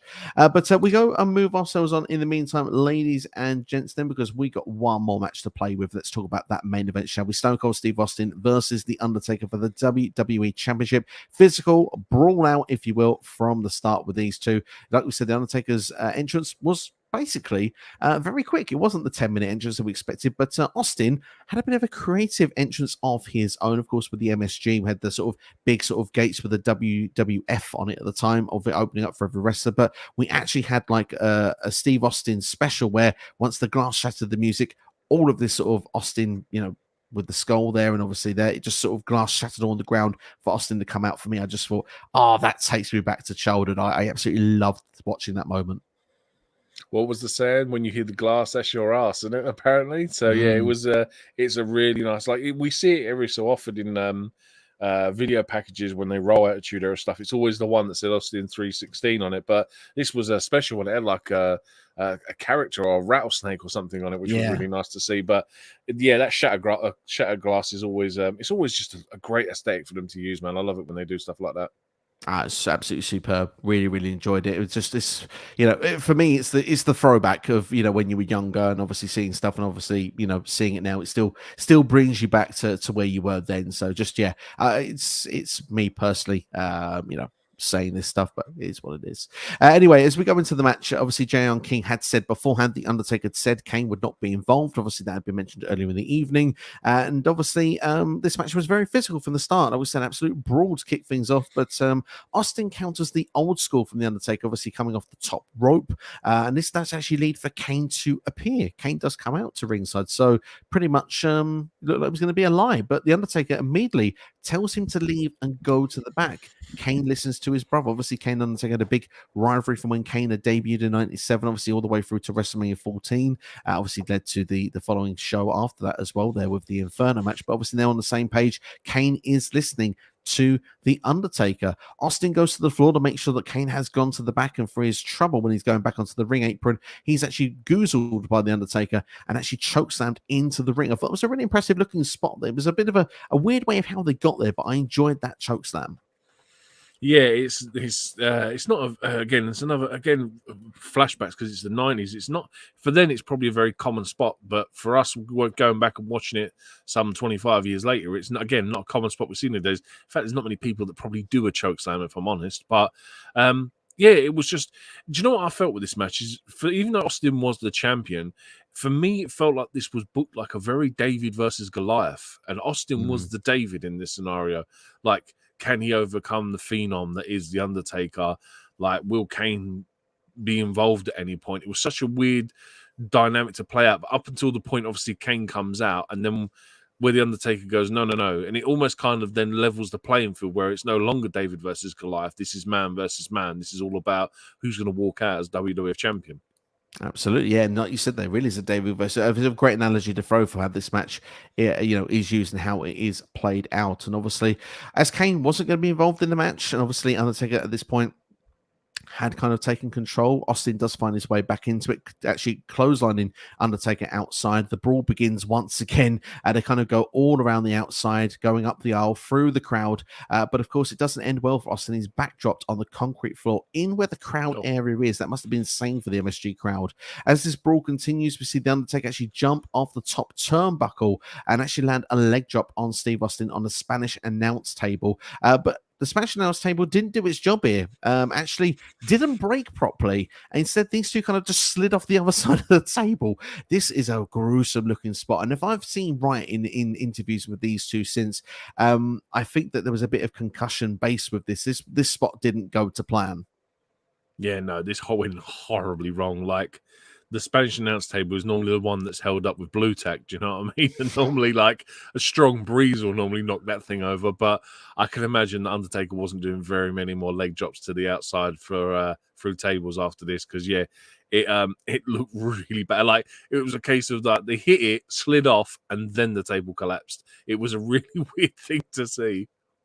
And poor Austin as well, actually being the one taking that leg drop as well. Though obviously that must have knocked him for 7 really at that point. But hey, it's what it is, They do get back into it. Obviously, Undertaker brings Austin into the ring, gets a 2 count at this point. But Austin does get back into the match, as you can imagine. Hits his Lufes press, hits his sort of where he goes off the rope and does the elbow, drops it on Undertaker as well. But as Austin, and this is where like he could come into, was there concussions involved in this match? Because there's a bit of a weird moment where Austin's thrown into the buckle head first and then or body first, but him and Undertaker clash heads as Austin's meant to hit a stunner, and Undertaker kind of just falls to the ground, leads to a 2 count in a pinfall. But it was a bit of a unique moment. Yeah, I mean, you don't know whether the side effects from the table spot maybe had something to play with how Austin takes the spot and the reaction and whatever. But yeah, it kind of, this is where the match, let's say from that table spot is where it now starts to get a bit not so perfected, and it's like it's kind of rough around the edges from here on in. But it's now again, it's like I was saying earlier when we talk about concussions and stuff. It's one of them things nowadays where it's like you really wince at this kind of stuff when you see head clashes, because there's so much danger and risk and element that we know about it today than we used to. That back in '98, again as a 13-year-old kid, I'm just gonna be like, do you know what I mean? They've just clashed heads. It's nothing. But now I'm like, that's probably gonna seriously play on you 20 years down the line. Absolutely, that's the fear factor that comes in. Obviously, like you said, they're rough around the edges. Kind of how this match kind of suited it to a degree. Obviously, it's kind of been like a brawl. It's been very physical. It's not like a technical masterclass between these two. So the fact that there was kind of a couple of rough moves in there, kind of felt like it fit really in the storyline narrative. However, like you say, the care and concern for the performers that are involved is where it comes a bit of a concern. And obviously, I said not for 7. Obviously, I meant not for 6 earlier on. And obviously, it felt like both of them had been at this point. But obviously, The Undertaker does retaliate, he hits a choke slam.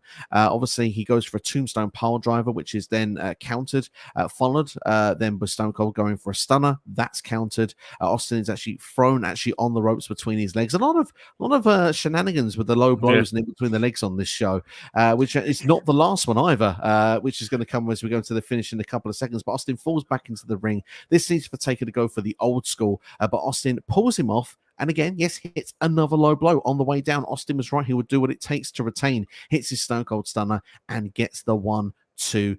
And of course, at the end of the match, the Undertaker actually hands Austin the title in a sign of respect. Almost kind of like Taker's a heel, but kind of actually a respectful heel. It almost feels like it's almost a tweener at this moment here. But Kane does come to meet Undertaker in the R-way or the ramp, whichever you prefer. And they're both looking at Steve Austin, of course, is in the ring, sort of celebrating, but sort of looking back. It kind of sets up the story of what's going to follow, because obviously Steve Austin able to beat one of them, is he able to beat two of them, which of course would lead down to the next show, WWF Breakdown in 98, which of course Austin did lose the championship, of course, to both Undertaker and Kane, pinning Austin at the same time, which of course led then the build slowly to the Deadly Games Tournament Survivor Series 1998, which will be reviewed on this channel later this year. But of course, that's for another day, another time. And this particular time, we're talking Steve Austin and The Undertaker. And what were your thoughts for the match? Yeah, it works out. It works itself out in the end. But I know what you mean. Like, there seems to be, again, another trope of the 90s is that everyone loves being split by that top rope, apparently, coming off a ladder, or, do you know what I mean, on the turnbuckles. Like, it was like, I think there was probably about six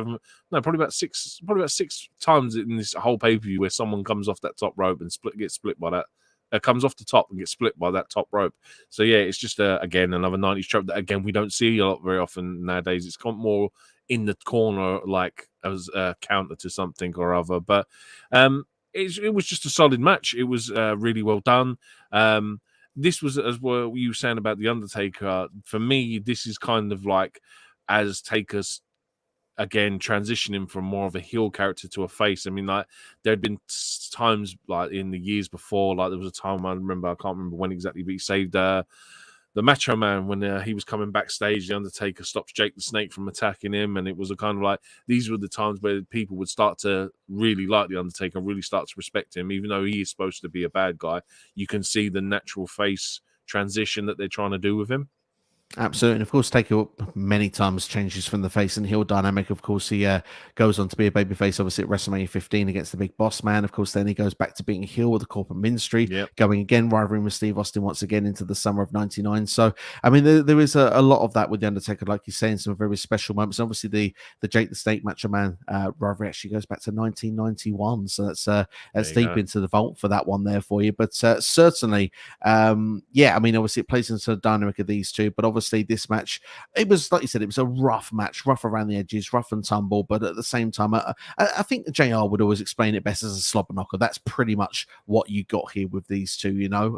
Not quite bowling shoe ugly, but certainly had the intensity, had the fun factor, a couple of scary moments, but certainly delivered on the night and got what he needed to. The crowd was hot for it, even if one or two people were not Steve Austin fans in the house. But certainly, when you go to Big Day's rating, this is giving this a 3.5 star rating. The match went on for 20 minutes and 52 seconds. NXT, I'm going to get your rating for this match.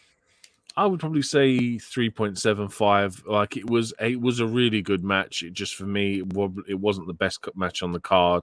Like, I kind of, like, when watching, because obviously I watched this back yesterday, the whole pay-per-view through, and I was kind of deflated after the whole Intercontinental ladder match. So it was really hard to kind of be as excited for it when I've just watched that caliber of match as well. When you to go from a ladder match to just a simple straight up singles match is always a really awkward transition. So maybe that had something to play with it. But for me, I'm going to say 3.75. It was a great match. Again, the dynamic of the David versus Goliath to start off with, the whole Kane getting involved, or not getting involved, and how the match transitioned there. But then, like you said, the dodgy spots off the match. So yeah, for me, 3.75. I'm going to go for 3 for me. I think it was a good match. I really enjoyed the match for what we saw of it. It sort of fit the narrative, but I think 3 is where I stand on it with these two. But obviously, you know, this told a good story. I think it's definitely worth people going out of their way to watch it.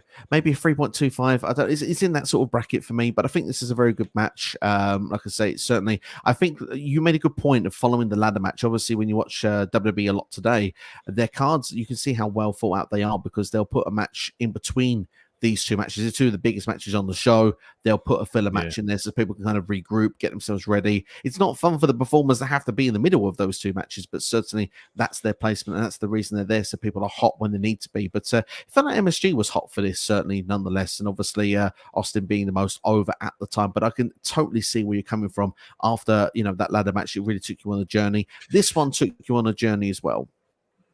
Yeah, I mean, for the thing with WWE booking back in the 90s was a case of that the run order was always always done in normally the significance of how important the title is. So the Intercontinental title was always the second to last match because it was their second biggest title after the World Heavyweight Championship. So it was always how their shows run back then. So, but now they've obviously changed their ways and they've learned that, like for me, if you were going to do it, your best bet probably would have been to have put the Oddities versus En Tai in after that Intercontinental match. Just a little comedy match to sort of bring the crowd back down, sort of level them out. And then you could have gone into that main event. Absolutely, yeah, probably would have been a suitable match for that spot. Absolutely, indeed, there. But yeah, all in all, we will go into some of the comments in a couple of seconds' time. But just to get your final thoughts, basically, on SummerSlam 1998 and your rating out of 10. For me, I've always found it hard to find, like, I know normally when you do your question videos where you're like, what is the greatest pay-per-view of this, or like the Rumble or Mania or whatever. For me, SummerSlam has always been the hardest one to kind of judge. Like, if you just go back on card and look at a lot of the SummerSlam cards, just looking at them, there's not many cards out there that are like, wow, that's a stacked card. But this, I'm quite happy to say, surprised me in more ways than one. And I'm probably going to say it's up there as probably one of the best SummerSlams ever. And like I said, I thoroughly enjoyed the show. I'm so glad that I got to watch it back because, like I said, I don't have a tendency to normally go back and watch a lot of the whole stuff. So every once in a while, when I go back and watch something like this, it's always a nice surprise when I get like blown away by the quality and the caliber of the stuff that they were putting out. 25 years ago. Absolutely. So what would be your rating then if I could get you 1 out of 10 then? Well, out of 10, I'm going to have to go over 9. I think for me personally, it was a great show from like head to toe. Obviously, a couple of dodgy spots, but that's to be expected. Nothing's ever perfect. So, and like I said, it's probably one of the best SummerSlams out there. So I'm going to say 9 out of 10 for me. I like it. For me, I'm going to go for an 8 out of 10. I kind of agree with a lot of the sentiments for you with the reasoning. I think it's one of the best SummerSlams out there. I think that certainly, if you take, obviously, D'Lo Brown and Val Venis, I think on a rewatch for me wasn't as good as I remember it. I think the match and the story was fine, but I was very disappointed, let down with the finish. I think that could have been placed somewhere else in the card. Obviously, I made my point with Oddities and En Tai. Not really my cup of tea, but outrageous. Outrageous indeed there. Can you imagine me being controversial on YouTube? Who can imagine it? But at the same time, when you look from the card from here onwards, I think a lot of the stuff really hits home. I think Mankind and the Outlaws, even though it's short and probably a bit of a weird dynamic, I still enjoyed that match when I was watching it. So there's a lot to take out of this match, a lot of this show, a lot of takeaways and a lot of matches to recommend. Obviously, there's a lot of story development with the matches in this card. Absolutely, indeed. Then obviously we tell people, go and watch that ladder match, go and watch the Lions Den match. Obviously the main event as well, when their Edge's performance also is certainly one to go and check out. And X-Pac and Jeff Jarrett flowed really, really nice. There's a lot of good things for me. So 8 out of 10 will be my rating for the show. If you've enjoyed the video, make sure to hit that like button. Make sure to subscribe if you're new here as well. If you're watching on delay, thank you for taking the time to watch this on delay. And thank you to everyone that has actually been with us while we've been watching live as well. Make sure to drop a comment after we go off the air. That's me doing the outro part of this video. But let's just do a couple of questions before we do leave. And obviously, we've got C Nation with quite a few comments that came here saying, remember when Stone Cold Steve Austin threw the Rock's IC title off a bridge? I don't know if it was the IC or the WWF Championship, but either way, it was the Rumble title. Yeah, I don't know if that was what that was representing at the time, but I do. It was the WWF Championship. I do remember that, and I think that was one of the sort of iconic moments from the Attitude Era that WWF always used to like to throw in there from time to time. C Nation said that The Undertaker once said in an interview, if he thinks he's going to have a bad match with someone, he walks slow to the ring, and if he thinks he's going to have a good match, he walks a bit faster. obviously didn't feel that very confident in the latter years of his career then, did he? And he goes on and says, well, Undertaker said this because if he walks slow to the ring, then it makes the entrance feel more special for the fans. It's a fair point. I didn't know all that information. To be fair, some of the matches he's had with Brock towards the end of his career were pretty horrific. So, yeah, I can understand that, but yeah. Absolutely, indeed. There, C Nation also says, "Would you consider that Stone Cold Steve Austin the GOAT?" That's a big question because obviously the GOAT, it's one, but certainly one thing I'll counter that with C Nation. It's got to be on the Mount Rushmore. I think he is the GOAT, but he's not on my Mount Rushmore. I think that for the problem is obviously the fans are going to change, and like at some point, no one's going to remember who Austin is. Do you know what I mean? No one's going to remember who he is because everyone's just going to like not been around when he was wrestling. Like we're lucky that at our ages we remember watching him live and stuff, and we remember that he was the number one merch seller and stuff like that. But it's one of them things with wrestling fans. Everyone's always got their favorites. I'll say he's a GOAT, but he's not on my Mount Rushmore, unfortunately.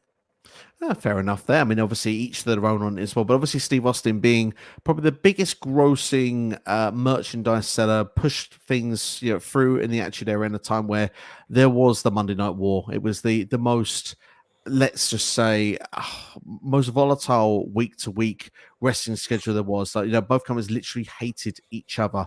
It was literally, survival of the fittest. And of course, Steve Austin was that driving force that got WWF that victory. Of course, there was a great supporting cast, but him versus McMahon was the biggest storyline that played over 3 years. Austin was always the one that was winning the Rumbles, going to WrestleMania, winning the championships, or finding a way to get to WrestleMania to win that championship. So Austin was a big driving force. So certainly has been considered a GOAT, but obviously his longevity on the main event scene was not as long as perhaps some other people's. Austin's moment at the top started at WrestleMania in 1998. Obviously, this is early into it. Obviously, he was retired by 2003. So obviously, his injuries caught up with him. And that didn't. Span. Yeah, so it's a short span. And when you look at today, we've done lots of Roman Reigns, for example, who's been doing this for a very, very long time at the top as well. So it goes different depending on who or what you go with. But certainly, Austin definitely is up there as one of the GOATs. I'd pretty much say he is the decade star of the 90s. Like, for me, do you know what I mean? Like, obviously going into 2003, but I would say Austin is one for the 90s. Seen as your lot sort of noughties to tens, but then that sort of transitions into Roman. So do you know what I mean? You can see that sort of transitional periods from the GOATs of generations. Absolutely. Is there anything you'd like to add, Steve, before we close up?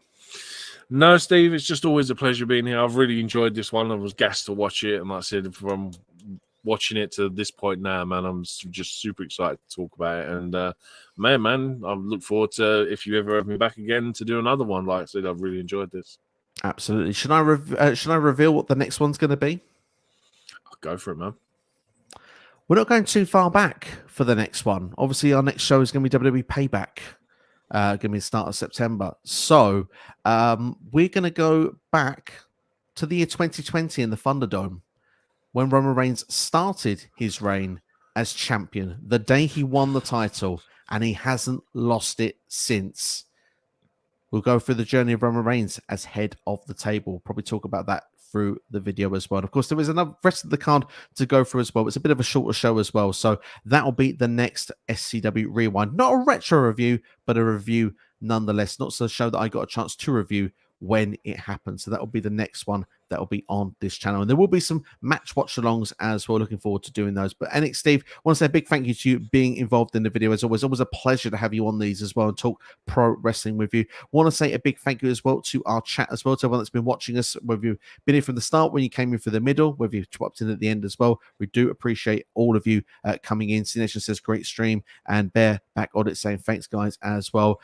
Pleased to see you all with us here today. And like I say, drop a like if you can, subscribe if you're new here, although I know all you are subscribed, but for those that are not, and like I say, if you get a chance, leave a comment after this video is finished. We really do appreciate it. But that's all from us anyway. Thank you for watching. And yeah, this was SummerSlam 1998, the highway to hell. I'm on a highway to hell. There you go. That's about as good as you're going to get from me. But yeah, absolutely. Let's hope we're not going to be copyrighted for that. But thank you all for watching. Look after yourselves, and we'll see you for the next one. Take care.